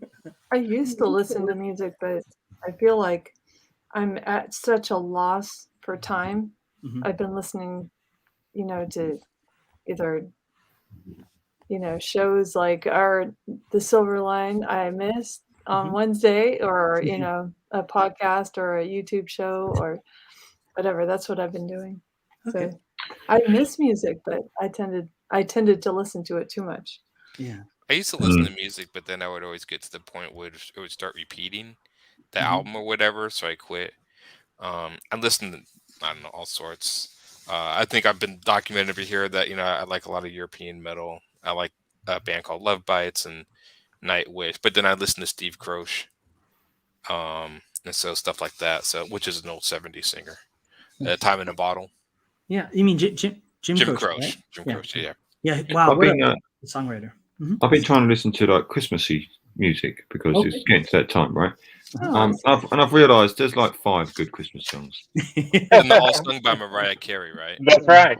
You put it on Spotify, top like 100 Christmas songs, and literally I'm just like skip. This is rubbish. Yeah. Skip. Justin Bieber, skip. There's 5 good songs. it's You funny, but bad-mouthing because the Beaver? that show is back on, I've been getting back into the Beatles, so I have had like several days where like that's what all I'm playing while I'm doing artwork. Nice. It's just old Beatles tunes, and Yeah. it's great, very nostalgic because I guess I had a nostalgic. long gap of not listening. Sure. And Jose Fuentes, one of our people, he chimed in and said, funny enough, if I'm drawing or inking fight scenes, I tend to do it while listening to Rage Against the Machine. Yeah. I just don't see Jose being a very ragey man, but maybe he is. Maybe when he turns the camera off, he's like, if I ever see Aaron, kill that punk. I don't know. You guys ever see Yeah, when but Bernie writes it's them? rock and music, whether or not you Yeah. takes you to a rage. Probably doesn't. You guys ever see when Bernie Wrightson was asked about what horror means to him, and he gave like the most intense, creepiest answer I've ever heard? No, what was He it? goes, how can I explain this? He goes, horror to me is that there's a man wearing an all-white suit, perfectly dressed, that walks onto a bus, but there's a spot of blood on his tie, and nobody can explain where it came from. I like that. It's like, Chilling. wow, that's intense. Everybody's getting a little uncomfortable. Yeah. You know, I've told y'all before. I mean, I don't listen to much of anything. I end up watching TV when I'm doing all my artwork and stuff. But what the music that I do listen to lately is a guy, and I think I've told y'all his name is Leo.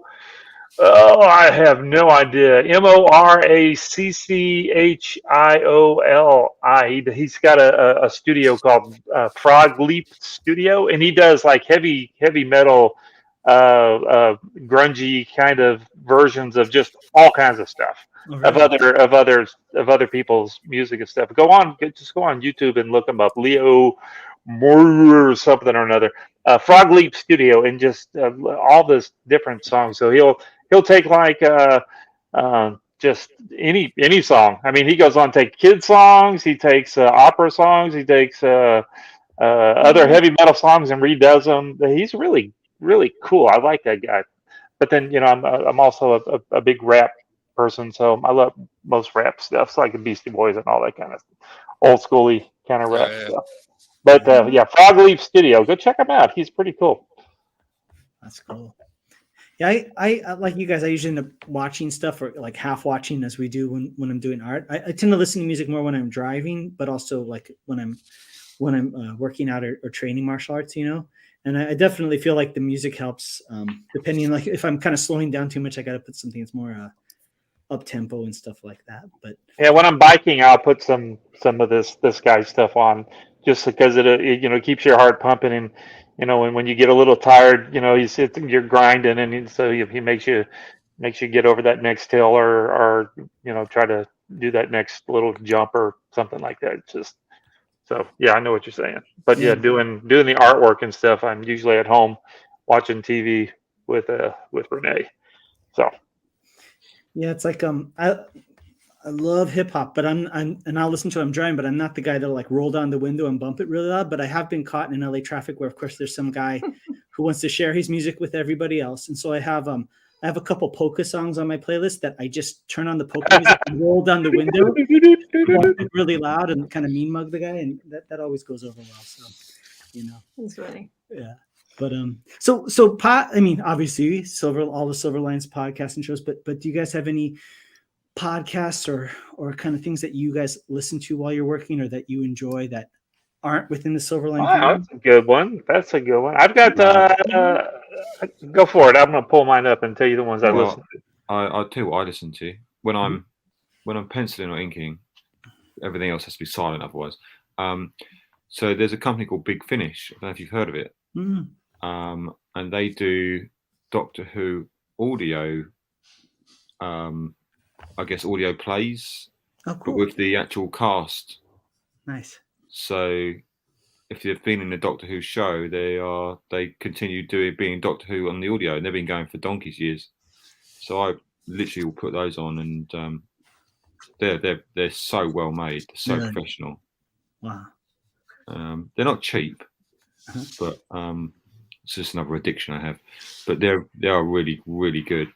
So David Tennant's back as Doctor Who, and that's cool. All the ones that are still left alive, they reprise there. So you got all the doctors, everyone doing it, everyone coming back. So check it out. If you've got Big Finish, you can just download them. Is it specifically Doctor Who that they do, or do they do other? They do. Well, they're primarily known for Doctor Who. That's the bulk of what they do. But they do.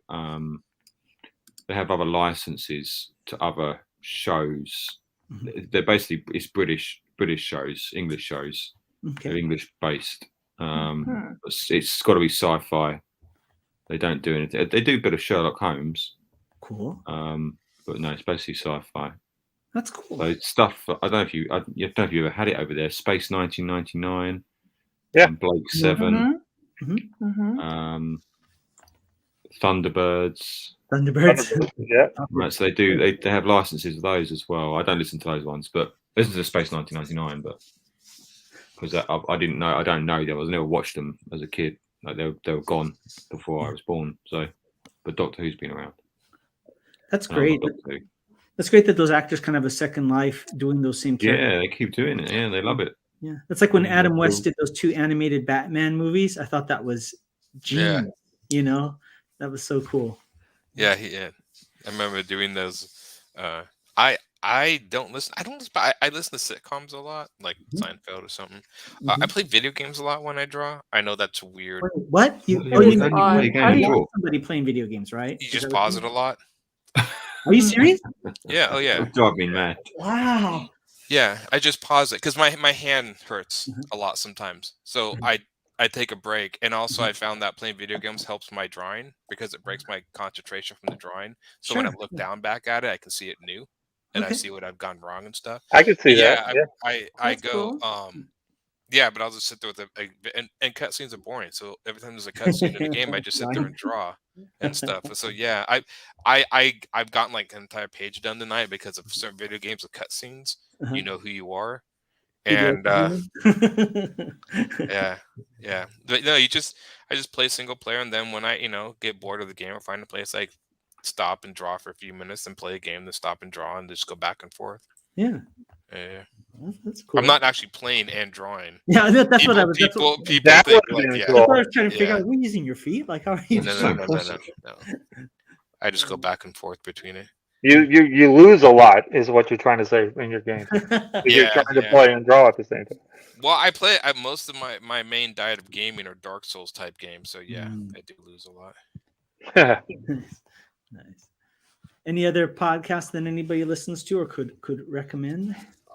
I listen to. Okay, I've got a bunch of podcasts that I like to. I listen to one, and a lot of them are comic book and or some of them are comic book and theme park related. So I listen to Tell 'em Steve, Dave. I don't know if you guys have heard that one before. I've always heard of that one, but I haven't listened to it. That's it's got the comic book men guys on it, and some of the other folks. And I listened to one called Penn and Teller, right? So Penn's got one called Penn Sunday School, which they talk about magic stuff every now and again, but it's pretty fun.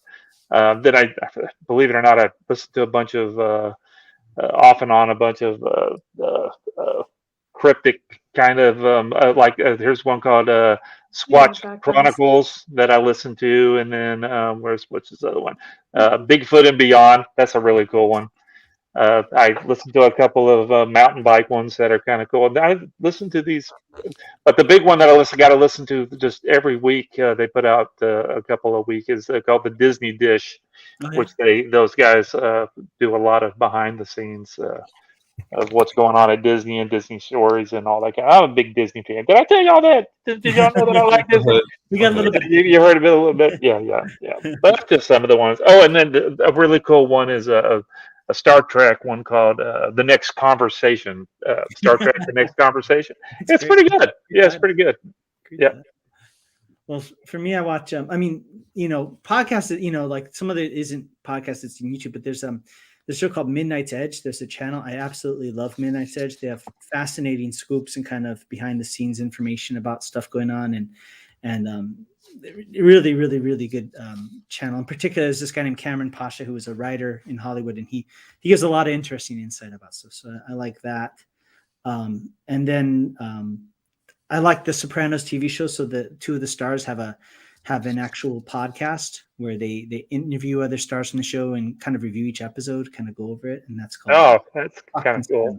Yeah, that one's really funny. Talking Sopranos is really good. So yeah, those are probably like two of my major ones. Hello. Sorry about that. I had a phone call from my mom, and you never know if these things are. Got to take it. It can go either way. Yeah. It could go like, I need help, or it could. Yeah. It was a nice recommendation. So for you, is there any do you listen to any podcasts or anything, or like kind of talk show related? Oh, yeah, I'm sorry. You were saying you were listening to a lot of the Silverline stuff. You know. Yeah, I do. And Yeah, but that's crap. Brutal, but true. I do listen to a lot of other artists also, and as opposed, I mean, if I do listen to podcasts, it's more from my my job oriented, kind of auto oriented podcasts. So I have things like that. Okay. But I tend to listen more to like videos like on YouTube, you know, from people I follow, artists I follow that have really fun live talks, and so I enjoyed that. There's several that I listen to regularly, and I think they're really helpful. One's Art Turkell, and he's really great if you haven't heard of him. How do you spell T-U-R Turkell? Turkel. Art Turkell. So is it just about art, like in general, or? He talks that he's an artist. He's a working artist. Okay. And he's it's in the name, Art Turkell. Seriously, Curtis. Yeah, It kind of is. On Turkell, yeah, but I highly recommend listening to him. He's extremely professional, yet can keep his life balance, which is amazing.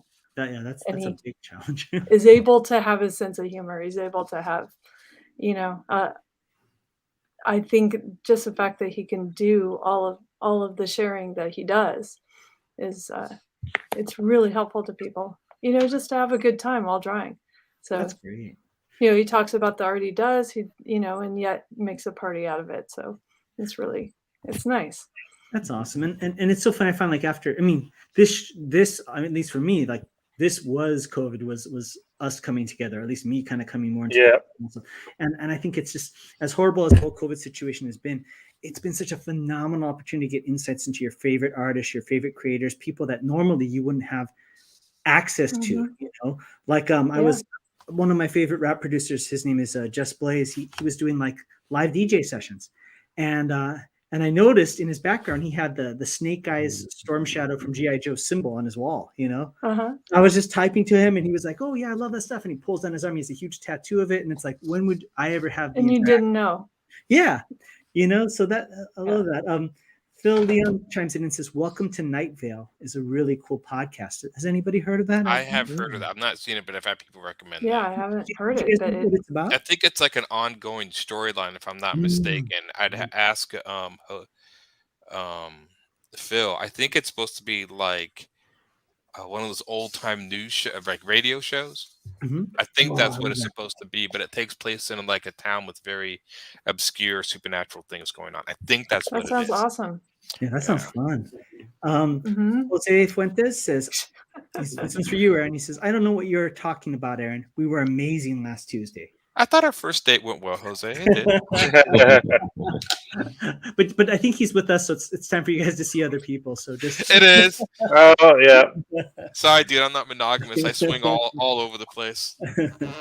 And I hope everything went well, Jose. I'm assuming it went well. We won't go into detail. Yeah, I hope you're so. doing good. It sounds like you're doing good. So, and Jose says LOL. So yes, exactly. So, and Rob Liefeld's podcast is fascinating. You know, I need to listen to that. He sometimes is a little too much for me to. Oh, he's on caffeine and he's caffeinated. You know. Yeah, it's just like, dude. It's like even I'm just like starting just drawing, and then I start like just tearing through that paper. Like, damn it, Rob. And I listen to Comics by Perch, which is a different.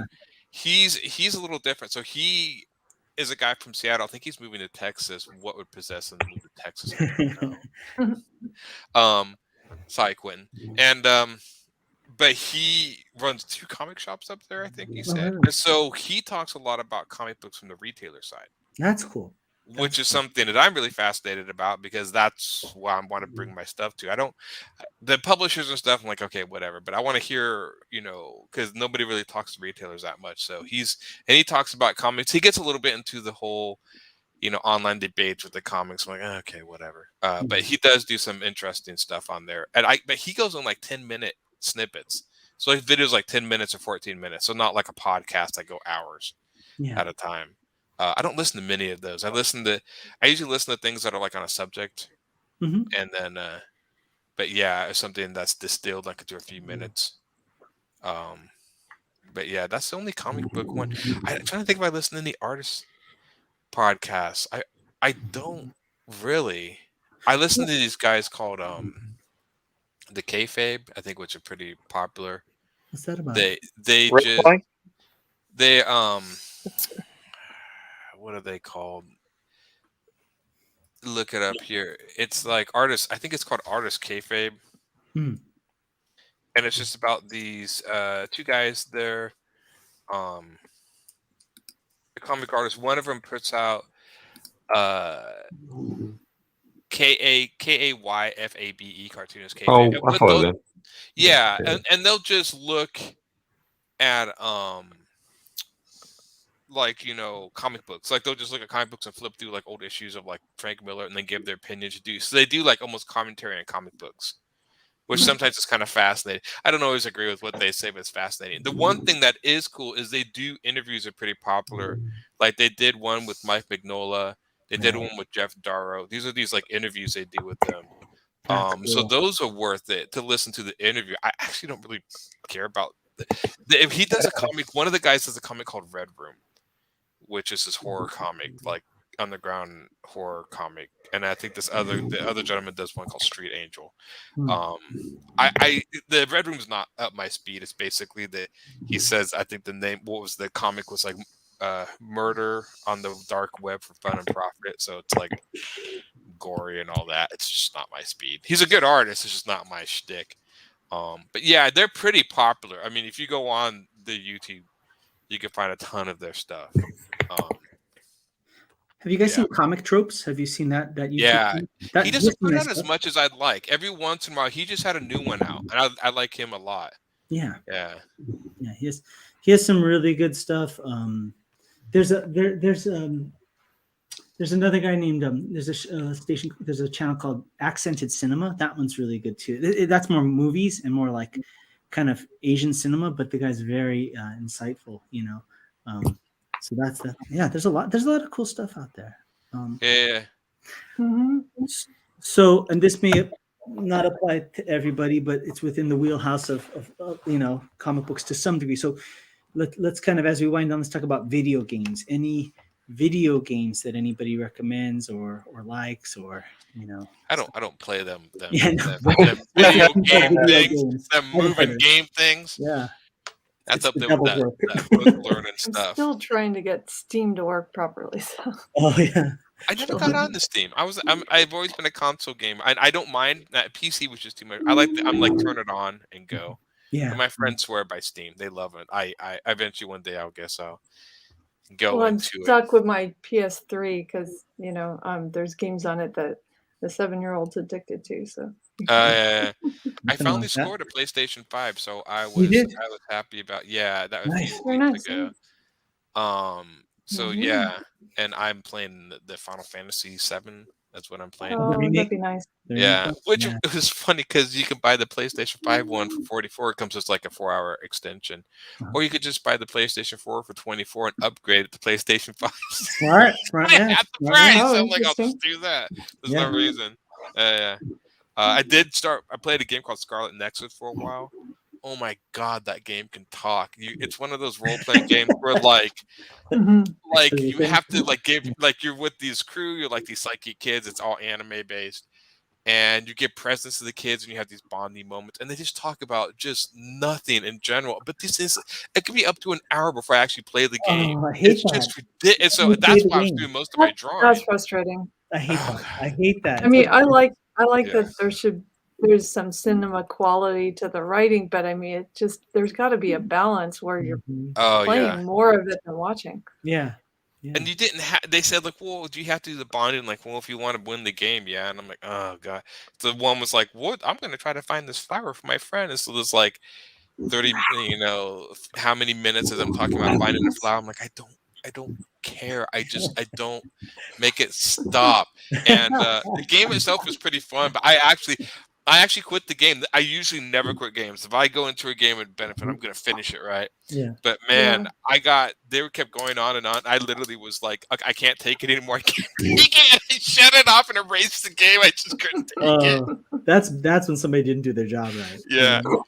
Well, they're not even cut scenes. They actually, the whole game's 3D for PlayStation 5, and do the talking scenes. They cut to static comic book scenes, which should be good, but it's just talking heads. And I'm like, oh, you guys are killing me here.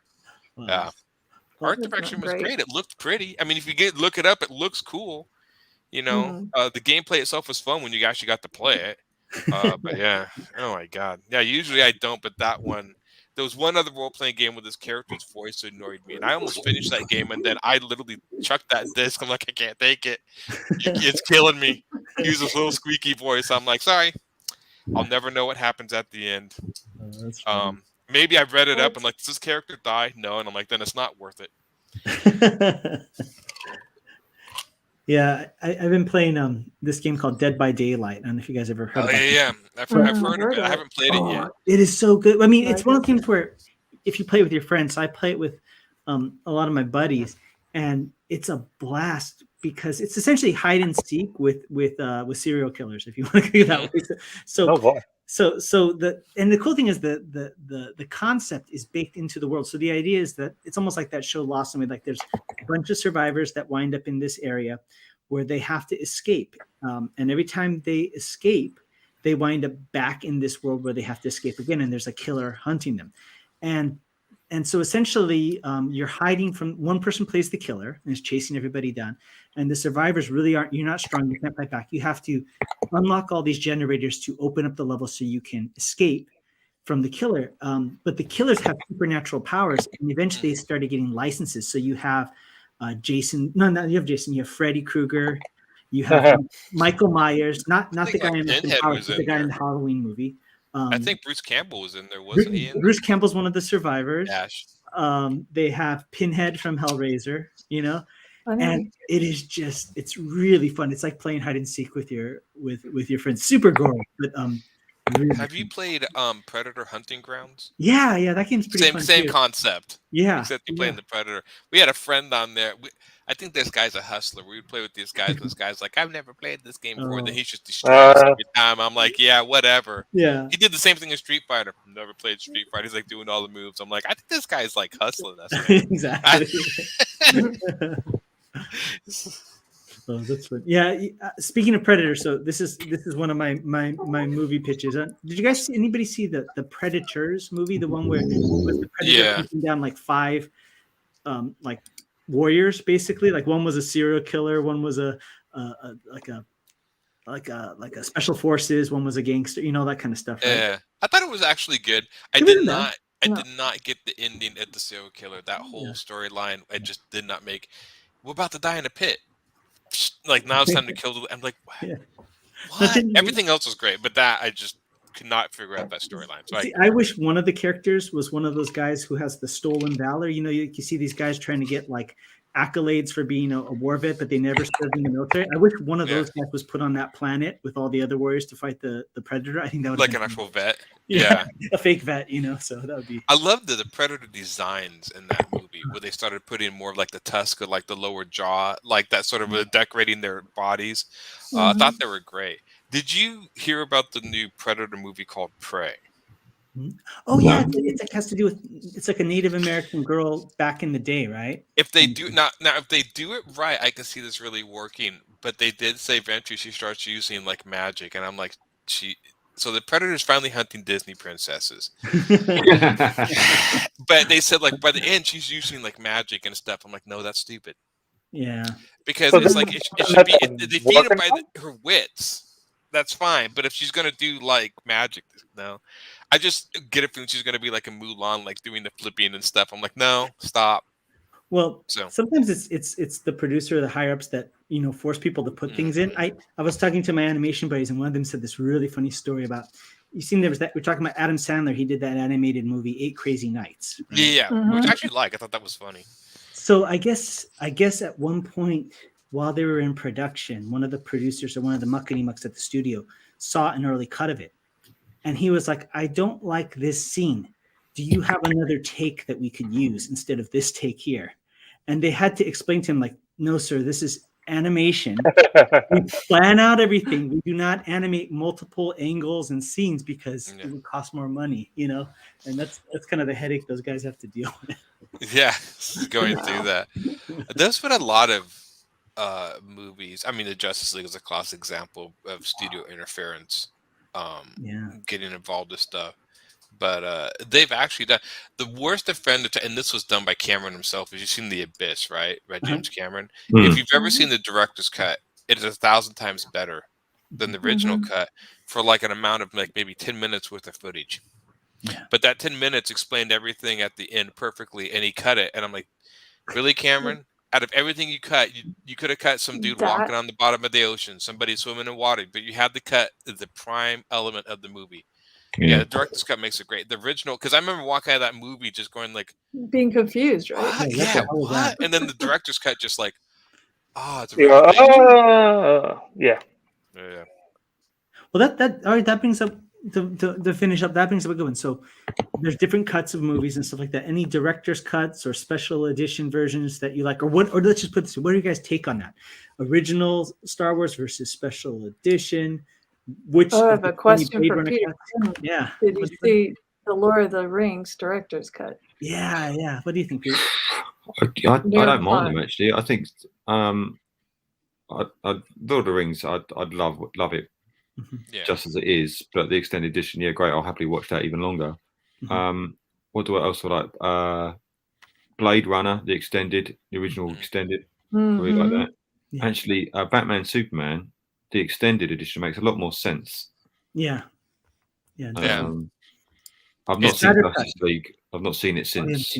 I haven't seen the extended Snyder cut thing. That one is a whole different movie. Anyway. Yeah. Is it better? It's like 4 hours compared to 2 hours, so with 4 hours extra content. It's more like a miniseries versus an actual movie. Yeah.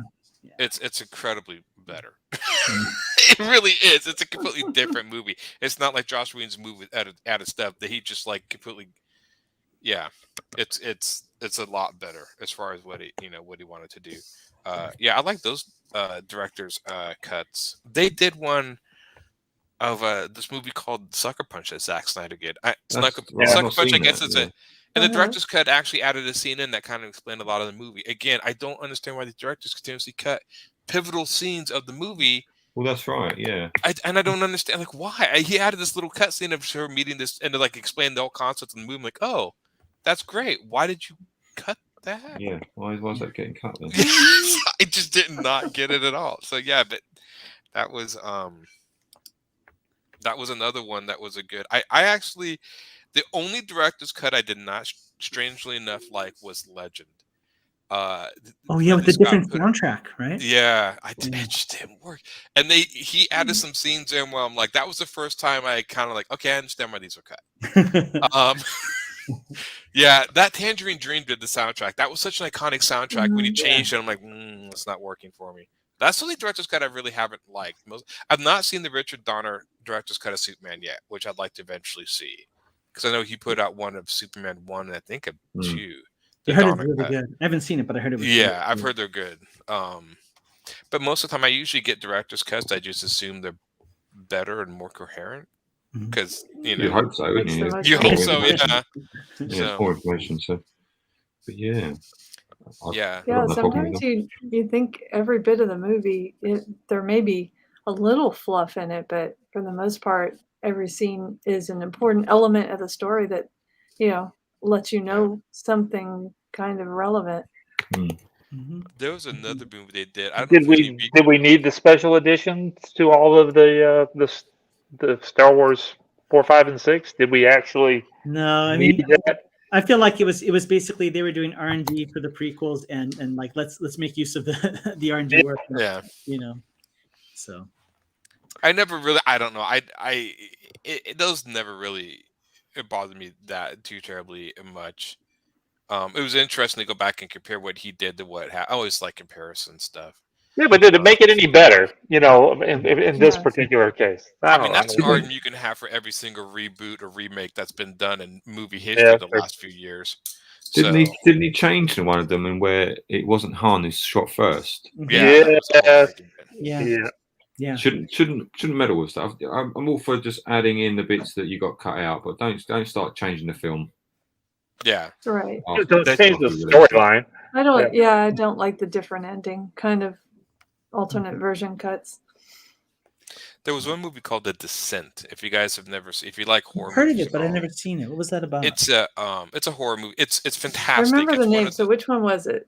It's about these. I think they're 5 girls that go spelunking. It Mm. was like, and it starts off Oh with God, the yes. death of this girl, like loses her Aaron's family. private collection. That was It crazy. is, yeah. And it was, and they go spelunking. As they go spelunking in this cave, they actually kind of get stuck. This lady took them down the cave that wasn't explored, She and didn't so as they know go what she was down, they doing. basically encounter the subterranean, like creatures that like basically boy. like like these humanoids that are almost like live on the ground. They click like bats, and they're blind. It was creepy. Yeah. But the director's ending, because I saw the American ending, and I'm like, because Americans always have to. But the director's ending was fantastic. It was just because it was like a descent into madness and everything else. I'm like, I never saw the sequel. I didn't need a sequel. So when they brought out Descent 2, I'm like, no, you don't need a sequel to that. That was perfect the way it was done. So yeah, it's just one of those really good. It's like half of the movie's like nature survival, and the other half is like. But then what's interesting in the movie is all the women just kind of start turning on each other. It's just like when all hell breaks loose, it's like who's going to stand up, and could you find There's out so one much of the, for yeah being a tight knit group. They're not. yeah they just basically turn on each other. It's if you like psychology, it's really good. I know I really liked. I was more surprised than I thought I would be. So yeah. Well, guys, we're at the tail Yeah. end of this thing. So we'll do what we do and wrap it up. Before we do finish up, does anybody have any announcements or anything that you'd like to share? Appearances, stuff like that. No, Christmas now. I'm just working quietly, Okay. getting stuff done. You're still talking. Looking forward to the Working Christmas quietly. special coming out. Working quietly. What were you saying, Roberta? I'm looking forward to the Christmas special. Yes, Yeah. upcoming Aren't those Christmas. in the right. mail? Yeah. I've got to get Yeah, off yeah, that. yeah. Yeah. Aren't those in the mail by now? Or I know he posted them. Has he sent them He yet? said he was working on that. Yeah. Yeah, he. I think he got all the books. I don't know. Okay. So help me, Tommy, because I can't remember. Did the Kalis Kickstarter happen before the Christmas, or was it after? Before, yes, all that stuff went out. Okay, so Kalis and the Christmas. Okay, because I know what happened to his shelf, and he asked me what else do you want me to put in the order. And like for the Christmas, I was like, I think the Kalis one, and then I think. But there's the ones with the newest ones. I think it was Twilight Grim or whatever is not printed yet. No. Not They're yet. still. Yeah, we hadn't even seen the files. He hadn't even put the order in for that one yet. Okay, They're just wrapping up the. Yeah, that ended last Sunday, right? Sunday, So, yeah. So I'm like going through because he asked me. I'm like, you've had so many Kickstarters this year. I don't know what I've gotten and what I haven't gotten. So like looking through. So yeah. Well, let's we'll put a button in it. Let's before we finish, again, we try to remind ourselves to tell everybody, but a couple things. Don't forget, as always, to like, share, subscribe, all that good stuff. People surround themselves with people with similar interests. So if you can, share our show or tell other people about it, it's a good way for people who like this kind of stuff to connect with us, people who like to produce this kind of stuff. And we want to thank everybody again for always supporting us, for making our recent Kickstarter yet another success. So let's go around and everybody can go ahead and tell folks where they can find you. And I think one person is definitely ready. So Tommy Formante, take it away. Yeah, just go on the Googles, look up Thomas Flormonte, FLORIMONTE. Mostly over on Facebook, but I got an Instagram, I got a TikTok. If you want to see me on there, go to infernostudios.com. There's a bunch of links there. And otherwise, Google Flormonte. Thank you. I'm gone. Thank you very much. Stuff. Stuff. I guess I can go. You can find me on the Facebooks and Humphreys Illustration, or Aaron Humphreys, and then Instagram and Humphreys Illustration too. I finally changed it. You can buy my stuff on my store, Humphreys Illustration, Buy my stuff. cartel.com. My comic and my kids' books are there. They always make great gifts. And then I have a website, Humphreys Illustration. Just look up that. You'll find all sorts of stuff connected to my name. My last name is spelled Humphrez. Remember the RES at the end, and you'll never not find me. As far as physically finding me, I can't tell you that. Just ask me. I'll give you his address. I know it. Have people showing up at the door and stuff. I know where you live. Thomas sent me. That's a fake room you're in. I know it is. Well, let's have Roberta go next. Roberta, please feel free. Let people know where they can find you. You can find me on Facebook under Roberta Conroy and on Instagram under Roby Conroy. So that's it for now, I think. That's pretty cool. And Mr. Nice and short. Clinton, if you would go ahead and let everybody know where they can find you online. On the Google, you type in Peter Clinton Art, and there I shall be. Not physically, but in a internet way. I'm there. You can just contact me here if you want. If you want to contact me, I don't know why you would, but if you want to, we can chat. There you go. That's where you can find me. And he stays up all night long, so he never sleeps. Definitely. And for me, you can find me online through my martial arts school. If you like learning martial arts, it's Tiger Crane Kung Fu on Facebook, Tiger Crane 805 on Instagram and on YouTube.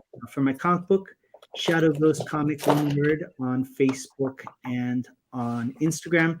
And I have a new website for my comic book. It's theshadowghost.com. You can check that out. And that's where you can find me. Cool. And so, as we always do, we'll finish up. So remember to 1, 2, 3. Neither do I. Everybody, take care and see you on next time. Out of the way.